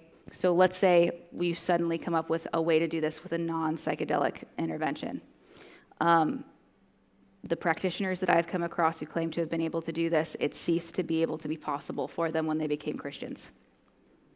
And I think there's something to that. There's something about the fact that once you belong to the Lord, you belong to the Lord, and you no longer have the ability to be impacted by the astral plane. And if you really want to weird yourself out, this is something that I tell my college students who are interested in this sort of thing and navigating this sort of thing. Don't study astral projection until you go to Reddit and you type in bad trip astral projection and you read what happened to the people who spent too long in the astral plane and how many things came to try to get them. And then when they got back to their body, how many things were trying to get into their body that they left behind. And then they stopped doing astral projection. So whatever it is, it's not good. Okay? Okay. I don't know who's first. Yeah? All right, thank you. So I want to say thank you. I appreciate the opportunity to drink from the fire hydrant tonight. I have one of those minds that everything that's been said is spinning somewhere in there, and I just want to sort of see if I can get a grasp of the kind of the key points, which is you laid a lot of background that from earliest recorded times, we've had interaction between our world and the unseen, and it's worked two ways. We've had those on our side wanting to reach into, connect into, extract something from the unseen realm, and then there are those entities in the unseen that have desired to live here amongst us, right? And so I guess the first thing is it's a two-way sort of interaction, or can be, right? Yeah. And that what I hear is a loud warning that is sort of steeped into what I feel called our spiritual DNA to want to have divination. We want to know more. We want to know. We want the wet fleece and the dry fleece. We want the wet floor, the dry floor. We want that, which isn't of itself bad, but it needs to be sought in the context of what's biblical as far as seeking that, because when we start to be easily led astray to the things that are almost right, that's where the big red lights go off, is it living at almost right. And basically what I hear you saying is that from time beginning until time when we reunite heaven and earth, come together in a new heaven, they're going to have to be faced with these nuances that are going to lead us close to these. They want us to stray from the biblical tenets, and then we have to be on guard for that constantly. So that's kind of like, okay. You got that from my talk? That's part of it. I'm still, there's a lot of. We're good. We're good. We're okay. We're okay. It's just this idea that, like, certainly I know what's going on, but I know that there are members of my family who are caught up in this, who are going into that nuanced deviation or whatever. They're going close to what's right. Anyway, there's nothing I can do but my prayer for them, because it's one of those things where that desire to have that connection and to sort of say I'm connected to the unseen almost becomes like a badge of honor, right? Within the current that movement. They or do. whatever, It gets right? people get real egotistical really quickly about their capability and all this private knowledge that they have about the spiritual realm. Yeah. And so it's one of those things where I guess I'm saying it's my personal mission to be on guard for myself through my thoughts, what I fill my mind with, what I let come out of me, but also that I have to be praying for family, because I can't enforce from external. Yeah. Beautiful. Keep them away from the nuances, but I better be on my knees praying that they don't get caught up in this. Yes. Beautiful. That's awesome. Thank you for that. That's exactly right. I see you back there. Online question. Thank you. I see that hand. This thing on. Whoa. Hi, everyone. Okay. So I have 4 questions. Oh, Lord have mercy. Okay. Yeah, we are popular this evening. Let's do it. Let's do one at a time. Yeah, we're doing one at a time. Okay. So, first question. Could you please elaborate / make a distinction between testing the spirits and avoiding injury of spirits at all? Seems unclean ones will deceive anyway and claim Christ came in flesh. Referencing 1 John. Say the last part again. What about 1 John? Some of them claim that Christ came in the flesh. Yeah, that's all that it said. Okay, that's okay. That's okay. If I make a distinction between testing the spirits and interacting with them at all. So I think we interact with spirits on the regular, whether we know it or not. So like the idea of being in a spiritual war and being caught up in a spiritual war, of which we don't have a whole lot of say how that goes down, we just have a say in how we respond to it, that in and of itself is not automatically a poisoning experience. So I'm speaking on broad terms. Testing the spirits would be, one comes to you and says, this is what I'd like you to do, like in the jungle when you're high on ayahuasca. Here's this fancy thing I'd like you to write a book about. Maybe go, that's a weird thing for an angel to tell me. I don't remember anything about books or weird symbols. Let's take a harder one. Let's take a harder example. You have a spiritual encounter.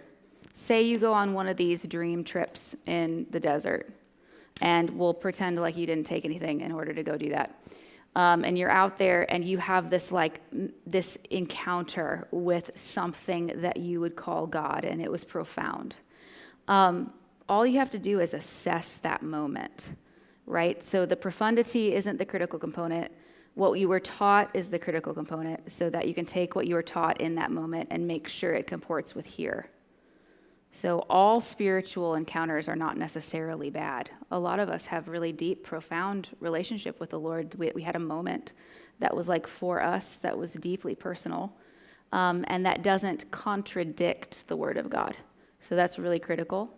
Also, you don't have to make sweeping decisions right in the moment. You can say, pause. This is weird. I'm going to go talk to God about this for a while, and I'm just not going to do anything about it. Like, that's an option. You do not have to just take on whatever's there. Jesus has already come. The Holy Spirit is already active. Like, we're not making massive sweeping movements. You are not Moses. You are not Elijah.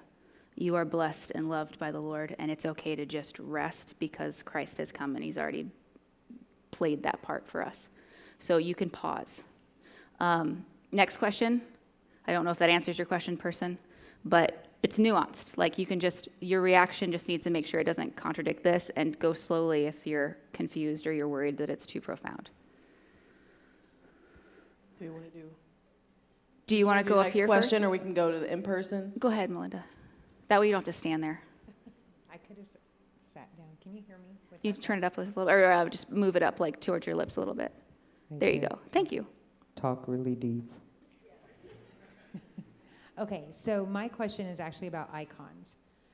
So what would you say about the use of icons as a way to hear from God or to focus on God in hopes of entering his presence? So like, what is the history of icons, and is using them that way a form of syncretism? Is that divination?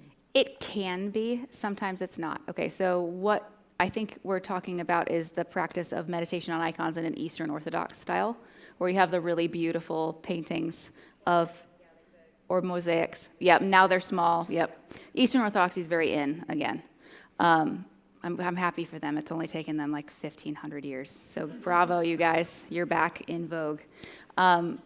So if you are meditating on the icons, on these icons, believing that the icons have inside of them a substance called grace that is being infused out of the icon, animal magnetism-wise, into you, and you are now becoming closer to God, and in your walk towards becoming united with God, we have a problem, because that's deeply theurgistic.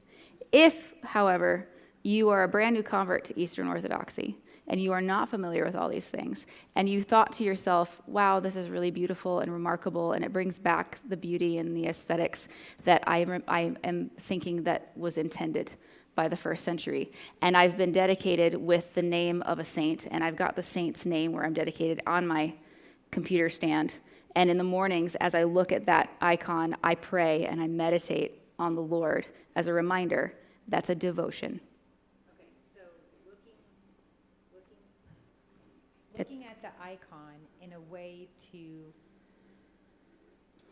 try to envision the kingdom, would that still be considered devotional?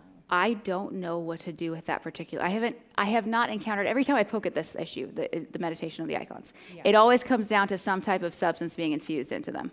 And that's a critical component to Catholicism.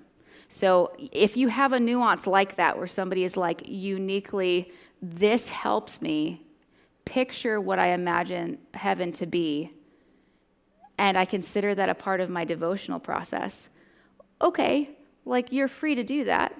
What are they then doing with whatever happens in that meditation? Like, are they walking out the fruits of the Spirit? Are they, things like that. So we have to be careful not to become Pharisaic about this. But in Catholicism, grace is a substance. In Protestantism, it's not. So if you have any type of something, whatever that something might be, coming out of something over there, into something over here, we have theurgy. Okay? Okay. And you have a question too? Yeah, we'll do that back there, and then you're up, Josh.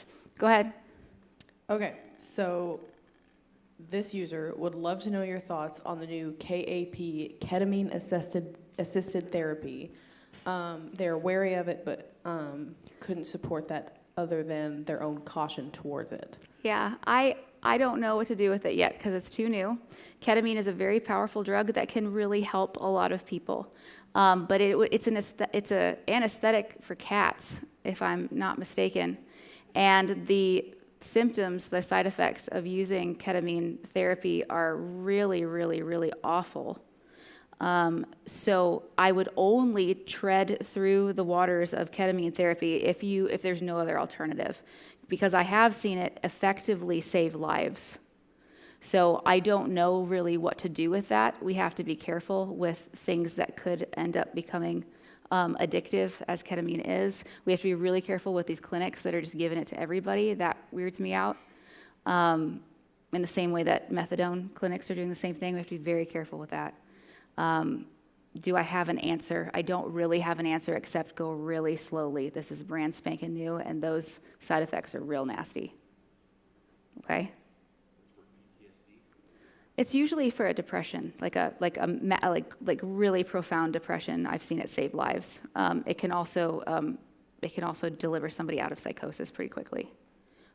So that's very helpful depending upon how they arrived in the psychotic state. But past that, I would not just go for it as a first thing at all. Yes. Sweet. So in talking about spiritual vessels, so Ouija boards to the Ark of the Covenant to crystals to black box, whatever it is, Mm-hmm. One person could say that they're all symbolism, and that demonic things can happen through a Ouija board just because demons use whatever we think is demonic to enter into our minds. Would you say that there's any actual spiritual power in what's the word? Intrinsic? Yeah, in Yeah. those things. Yeah, Or no. is it just all symbolism? It's not. I hesitate to say it's all symbolism. Right. So- My problem is that, do I think that there's some entity that is attached to the Ouija boards you can get at Target? Right. No, Right. I do not. I think they're cardboard mass-produced in China, okay? So if you burn it, you're not going to hear screaming, okay? I don't know, man. Yeah, well, so people might have other experiences, and you're welcome to contradict me. That's totally okay. However, like any amulet, and I'm going to call it amulet science. Okay, an amulet is something is a physical something. My Publix soda. This now represents everything we have just learned and all of the complexity in this room. All of you have witnessed this soda bear witness to this moment. We have done theology. We have talked about Nephilim. We have done all of these things. And now this is emblematic, and you will remember forever that all of these things were discussed every time you find a Diet Publix Cola. Okay? Observe, I have made an amulet. This now represents all of the complexity that could not be articulated quickly to you in a sentence. That's the power of amulet ideas, things that are passed down. Ouija boards. What they represent is that there was this thing that we can't quite explain that was developed, I don't know when it was developed, but it looks old, right? And this thing can contact the unseen realm. That now represents its amulet science, right? All of the influence it's about to have on your whole person, just engaging with what is functionally a piece of cardboard because of what it represents. Right. So it's more than symbolism.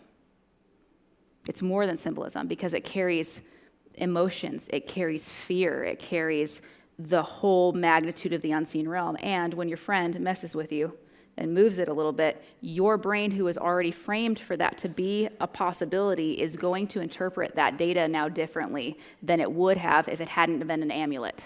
And because demons or the spiritual realm can witness us already deceiving ourselves about this thing, they just use that as another way to deceive people. Got it. Second question. It's a way in. It's a doing stuff like that is lighting a beacon Yeah. for I'd like to be messed with. Power resides where mankind. Yeah, power I'm is. interested. Yeah. Sure. Yeah. Second question is, like, would you say that there are some things in the world that, I don't want to say the term like more fallen, but if you're looking at dragons to being a more fallen thing in nature that is inherently more evil because of the fall, or I don't know, just people being like crows. Why are everyone freaked out about crows? Or different shapes like the pentagram. Is the pentagram an inherently more evil symbol than others because of just what we put onto it in our own minds, or is there something about certain aspects of God's creation that after the fall have fallen into, I don't want to, I'm using big words, like the enemy's hands or into a more Interesting. evil state? Yeah. But I've heard the argument a couple of times, mainly from Hana Cosmos, but what would your reply be to that? Is there some things that are more evil intrinsically or have fallen lower than others because of the fall? That's a wonderful question. I don't think I know enough about the subject to speak intelligently on it.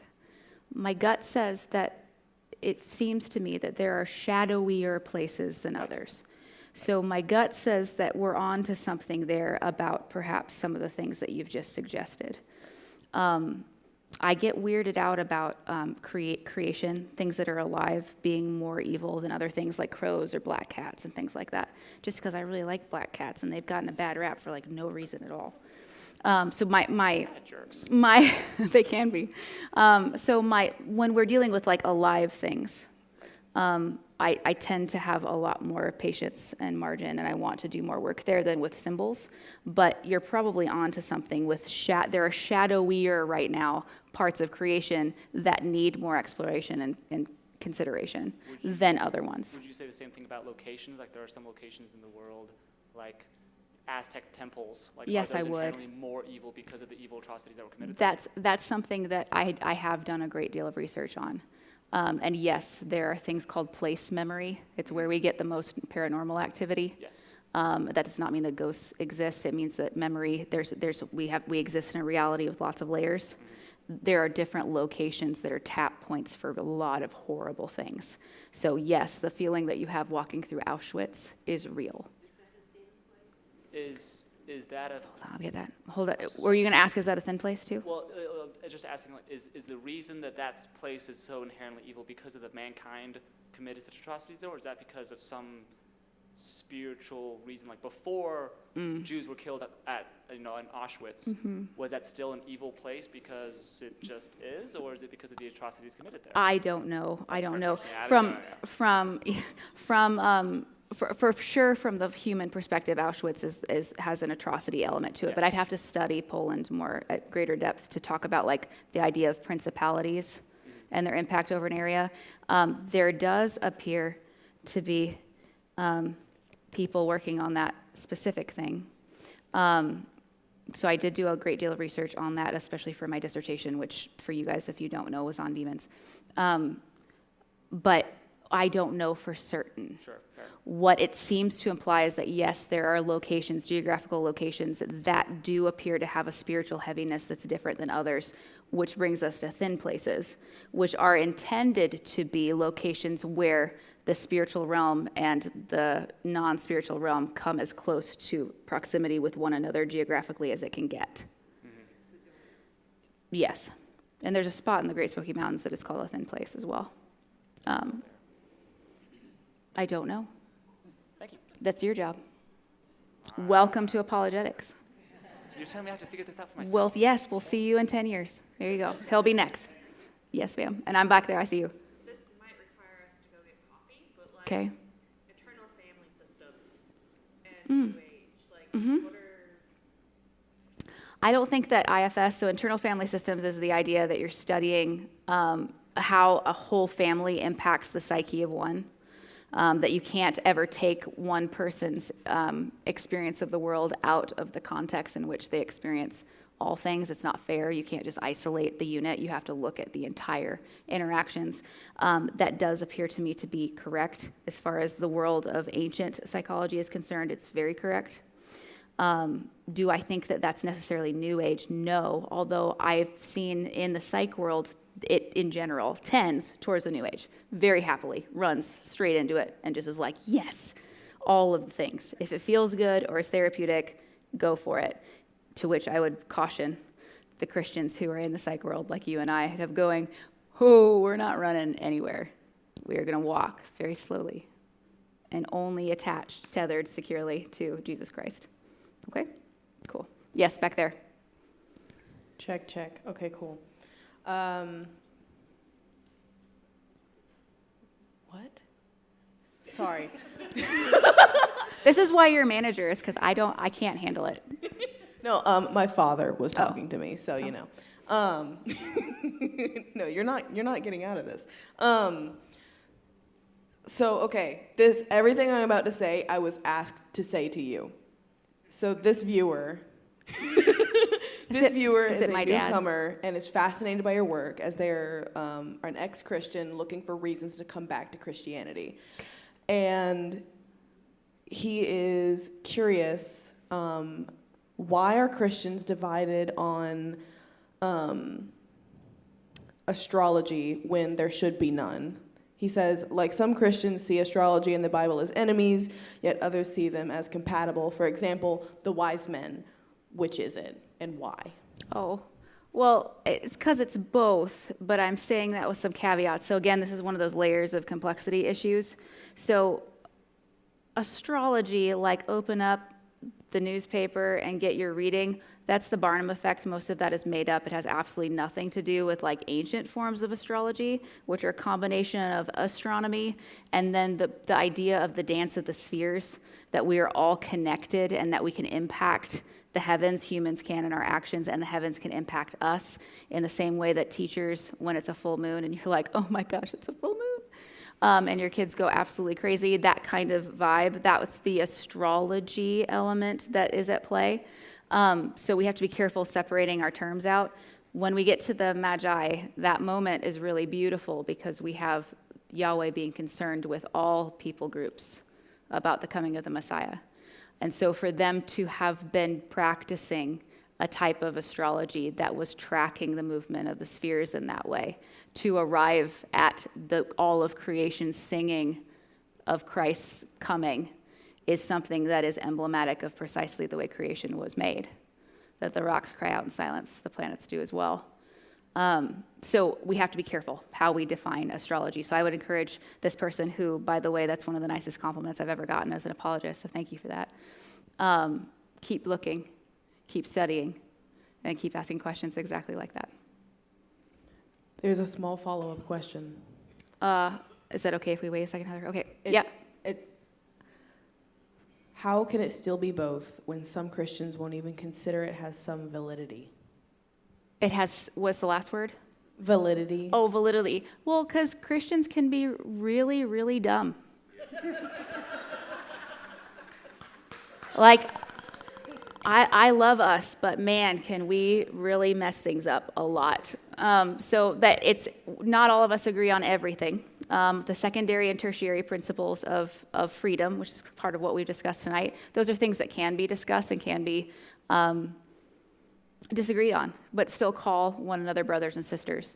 What we don't change is the gospel. This is orthodoxy. These are the primary things, and that's what makes all of the denominations, for example, denominations as opposed to alternative religions.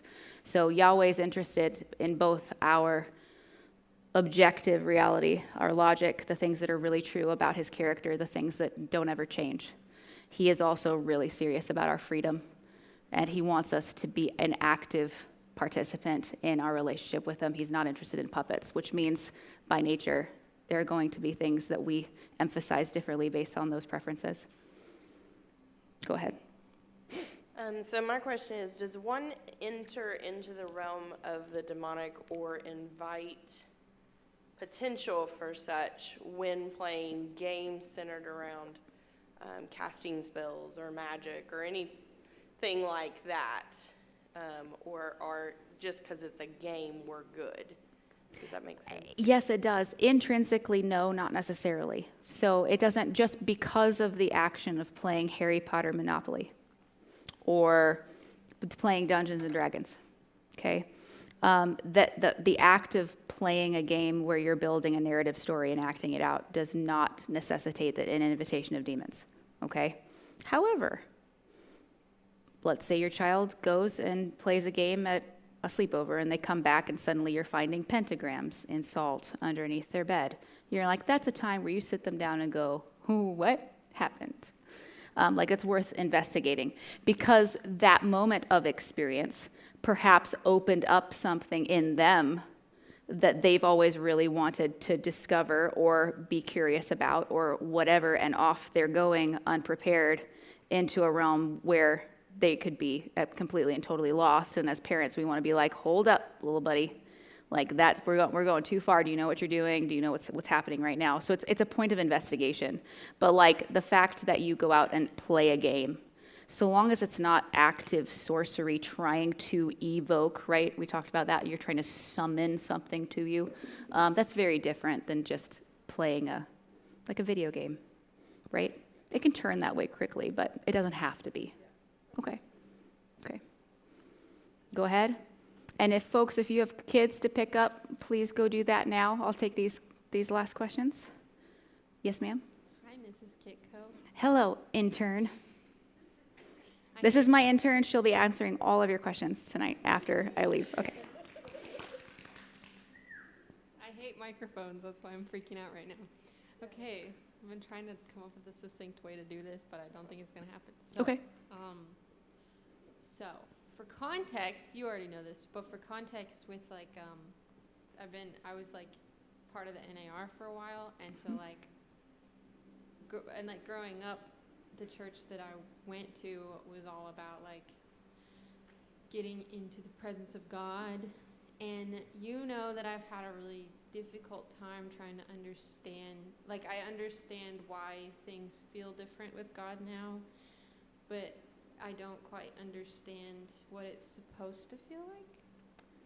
And I know that you can't actually answer that, but what I am curious about, I mean, we just talked about the crucifixion, and the part that really got to me while I was even teaching it was that like the curtain was torn in two from top to bottom. So like God tears the curtain of the temple, so I'm like, so there is no separation from God and man.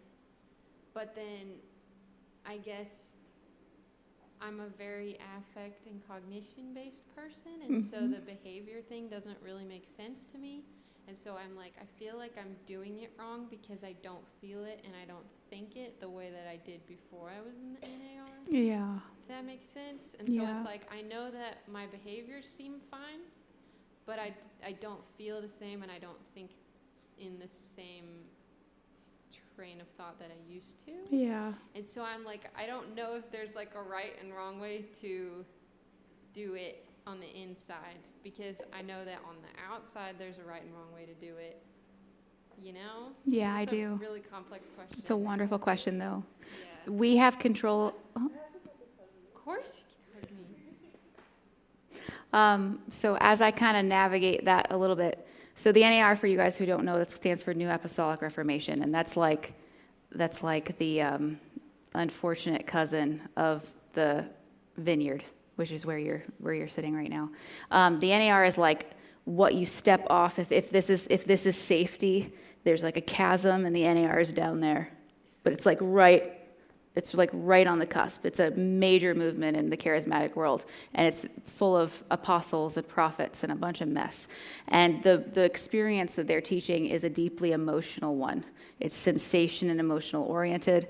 They'll do things like induce a euphoric trance in the church services by funneling music in by one frequency and one speaker and the other, and that forms a euphoric state in the mind space of the human. You don't know that. You don't get told that. You're just like, wow, this is so cool. I'm at a concert and I just feel so good. Why do I feel so good? And they're like, it's the presence of God. And then they have glitter that comes out of the AC units. I'm not kidding. This is real. Bethel did this. And they're like, look, Shekinah glory is falling on us right now. People are like, wow. And they just put glitter in the AC vents. Like it's that kind of bad. It's that kind of counterfeit. But what people miss coming out of that movement is that euphoria and that sensation of like something really real that I can't control is happening inside of my body, and it feels really great. And of all the things that I can think of that would be what God is like, it's this, right? And then they come out of the NAR and they come to their Bibles and they're reading their Bibles and they're experiencing the presence of God. And then they're going out and they're getting in traffic and they're experiencing the presence of God. And then they're going to class and they're being in their family's house and they're walking through life and experiencing the presence of God, but it's not the euphoria. And it doesn't come very often. And then they're like, oh, there must be something broken inside of me. No, you just weren't feeling the euphoria anymore.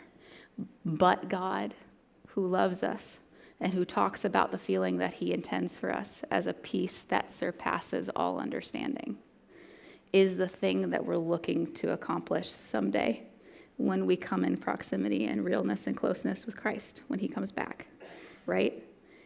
So we're looking at a future sensation and feeling that he will author in our uniting with him as his bride. So your honesty is what I want you to anchor to instead of the sensation. And that when he delights, which he will, and it'll happen because it happens all the time, to surprise you with a moment of peace that surpasses all understanding, that reminds you that he's there. That reminder is not, oh, I'm checking in today and then I'm checking out tomorrow. That reminder is, hey, I love you, I see you, and I'm teaching you how to walk through a horrible, broken world without needing that sensation to know I'm there. And that's maturity. That's the valley of the shadow of death, which means you're moving through the sanctification process as opposed to staying an infant, which is why I want you as my intern. Bet, thanks. The other was like a person on drugs, when you feel like when you're on drugs or you drink or whatever. Mm-hmm. That's what she was feeling before, which was a substance that was not pure to her body. Well, no, the euphoria was something that's it's not induced, but yeah, I get what you're saying. Yes, it can be that way. But it can be real too. Go ahead, Dawn. Okay. I grew up in eastern North Carolina. Okay. And then got married. John and I have moved several places, but we've been in Blount County 34 years. And it wasn't long after I was here that I was told by a group of mothers that I needed to just be aware that there was a large Wiccan group in the Vonore area. Okay. I didn't know what in the world was a Wiccan group. I had no idea. And then, so I just wanted, in my nursing career here in Blount County, I have met, or I've interviewed several patients that are primarily that use mountain medicine, okay? And some of it was very, very strange, to the point of wringing a chicken, getting its neck on a full moon, taking the blood from the neck and putting it on the sores, okay? Yep.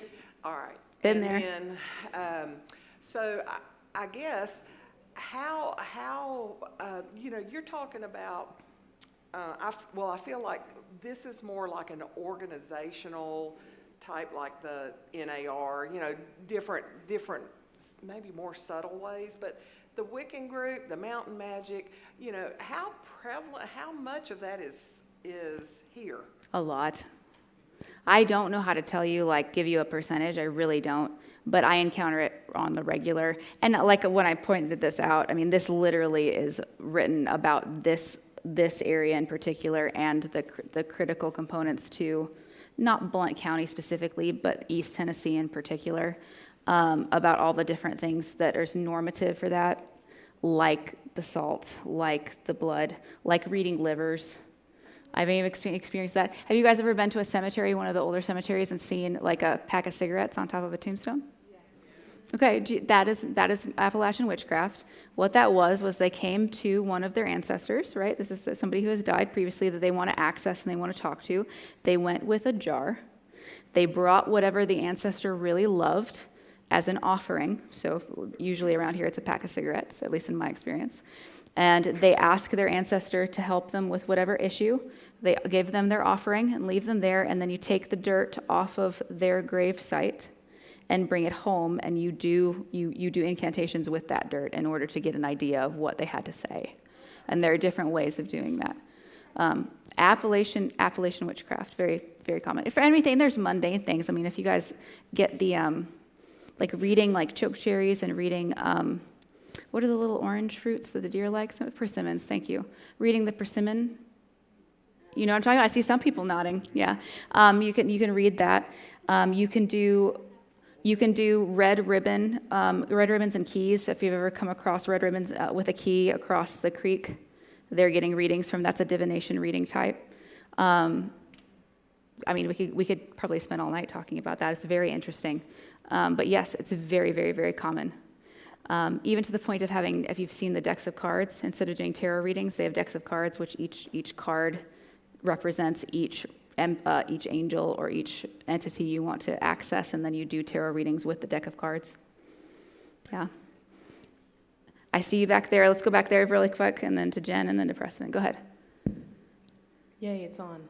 Okay, so I'm going to package these two, because one of them is literally, they just want to know the names of the books on your table. Oh, okay. But the second one, this person has a deconstructed friend who thinks it was foolish of God to use the written word to reveal himself. Can you explain or point to resources that explain the brilliance behind God choosing books? Yeah, well, the narrative nature, that's part of what I was doing in the talk when I was talking about the greatest story ever told. He would need to give us a message that we could return to that's timeless and not generation specific. I don't know how else you do that besides a book.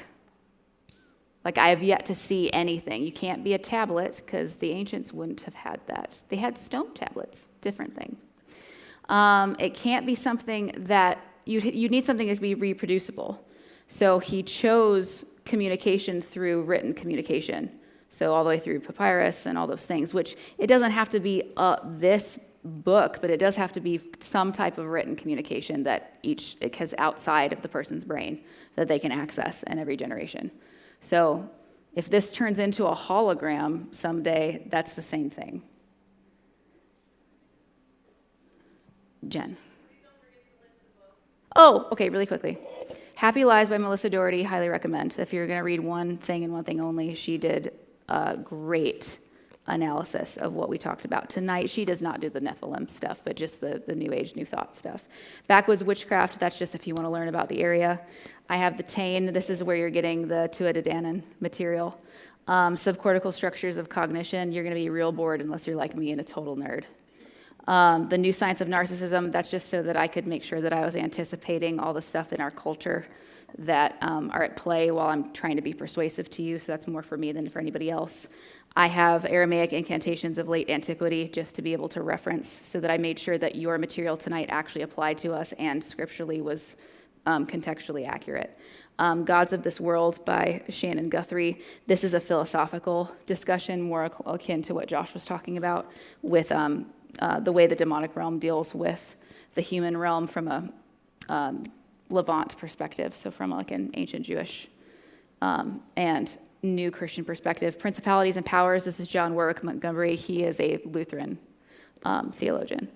The Origin of Evil Spirits, so Archie Wright. This is material that I was interweaving in to give you a blanket analysis of what's going on without getting too far into the weeds, because I would want to do that since I like talking about stuff that's part of my dissertation.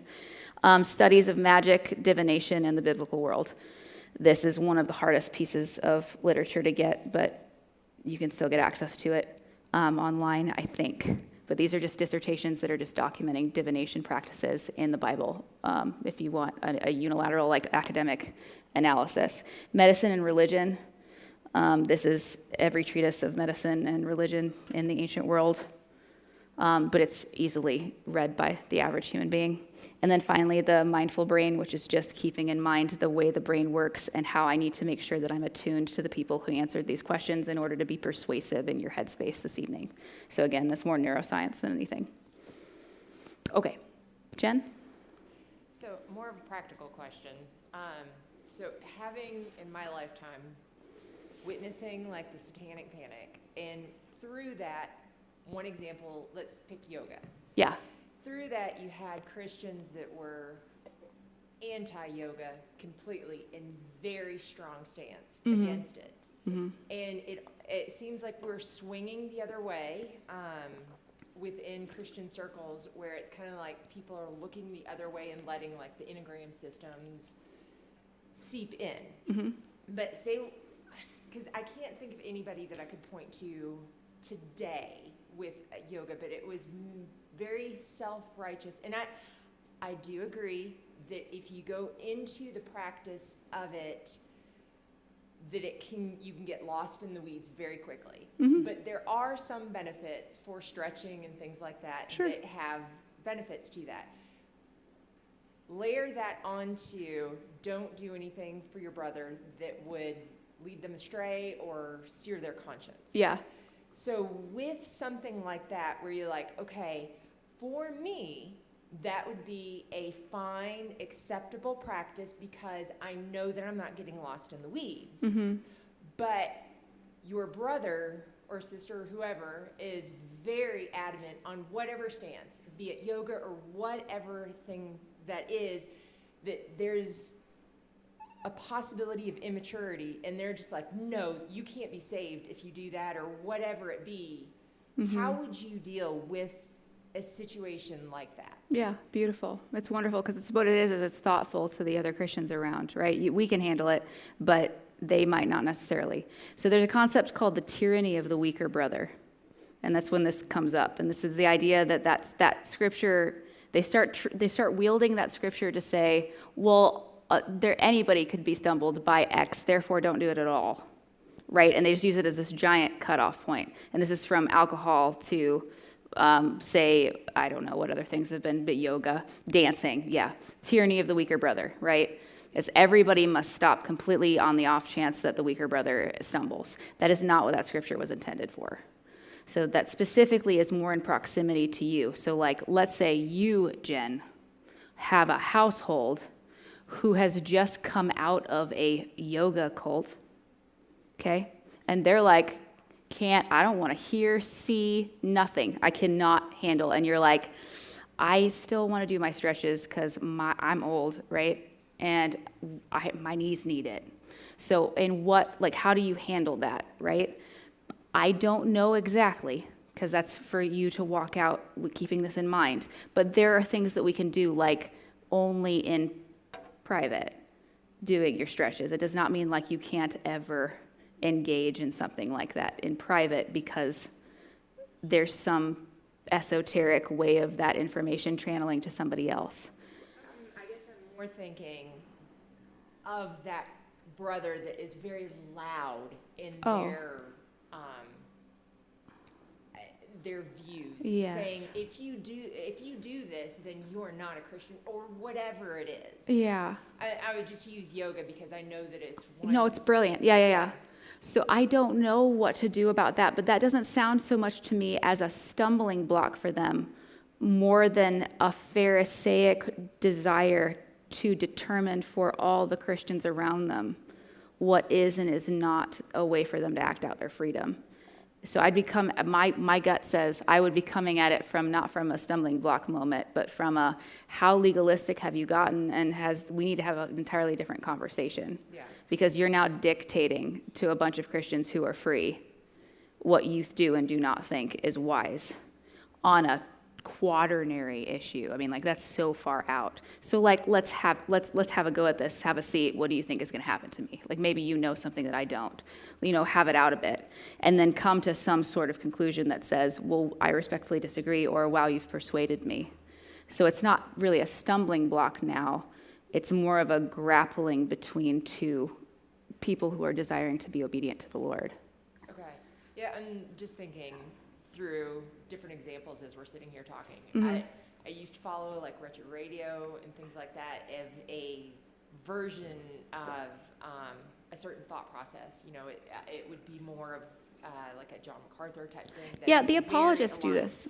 But they will have videos out saying, no, you can't even contemplate doing that. And it's always worrisome to me Yeah. as it's that black and white Yeah. that people get into. And I know that it goes into every single thing. It's just hard to have that conversation. We can do this. The apologists can do this, where we're a little bit too quick to turn out a podcast on a topic we probably shouldn't be talking about yet, because nobody's really researched it enough to be really discerning. Yeah. I think that's a failure of the individual wanting to get out maybe a podcast too fast. That's where my gut would go. I have also seen that a lot. And there is that kind of like, okay, my brain space, my denominational preferences tend to be more categorical, black and white, about freedom issues. We're not talking about orthodoxy, we're not talking about the gospel, but about things that we're really free to kind of engage with. And now we're having a discussion not about you either are or are not a Christian. We're having a discussion of, is this wise? And how might we make sure we navigate this scripturally? And in that case, that's just a theology lesson, and that's something we should be actively and seriously pursuing, but we don't have to stop ourselves or get fearful. We just need to be discerning and go slowly. And also remember that the only person that we're held accountable to is Christ Jesus, and not John MacArthur, even though he thinks otherwise. Well, you even got, I'm sure everybody's seen like the stuff on the books that immediately came out from Harry Potter and things like that. Oh, you can't do that. So it's just how we automatically walk into that. Right, but the Lord of the Rings is fine. Okay, Preston, I think you're the last question. All right, so when the woman earlier was talking about like the ancestral stuff, I got to thinking about like demons and spirits and all that, like Ephesians 6:10 and all that. At Eagle Rock, they like teach us a lot about the spiritual stuff when we work there, and something they talk about is how demons kind of possess, which is kind of a weird word to use in some of these circumstances, but often correct. How demons enter like spirits and all that through like trauma and like certain events that happen that allow these spirits to enter. Crazy.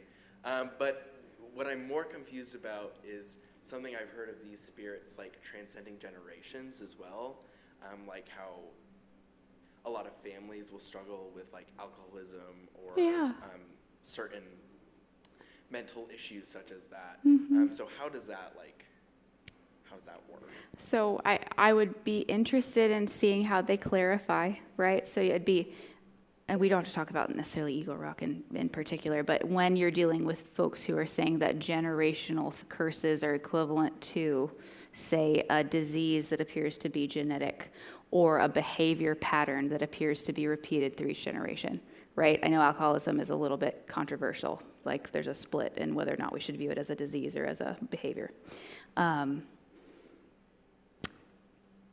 I would want to investigate further why they're under the impression that something that they recognize as mental or genetic is also demonic. Are they saying that the brokenness of the world is demonic?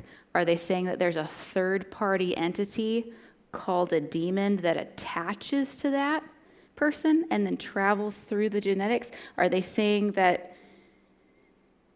there's a demonic influence in the household that's repetitively giving this? Like, they really need to clarify, because that's just that suggestion is traumatic.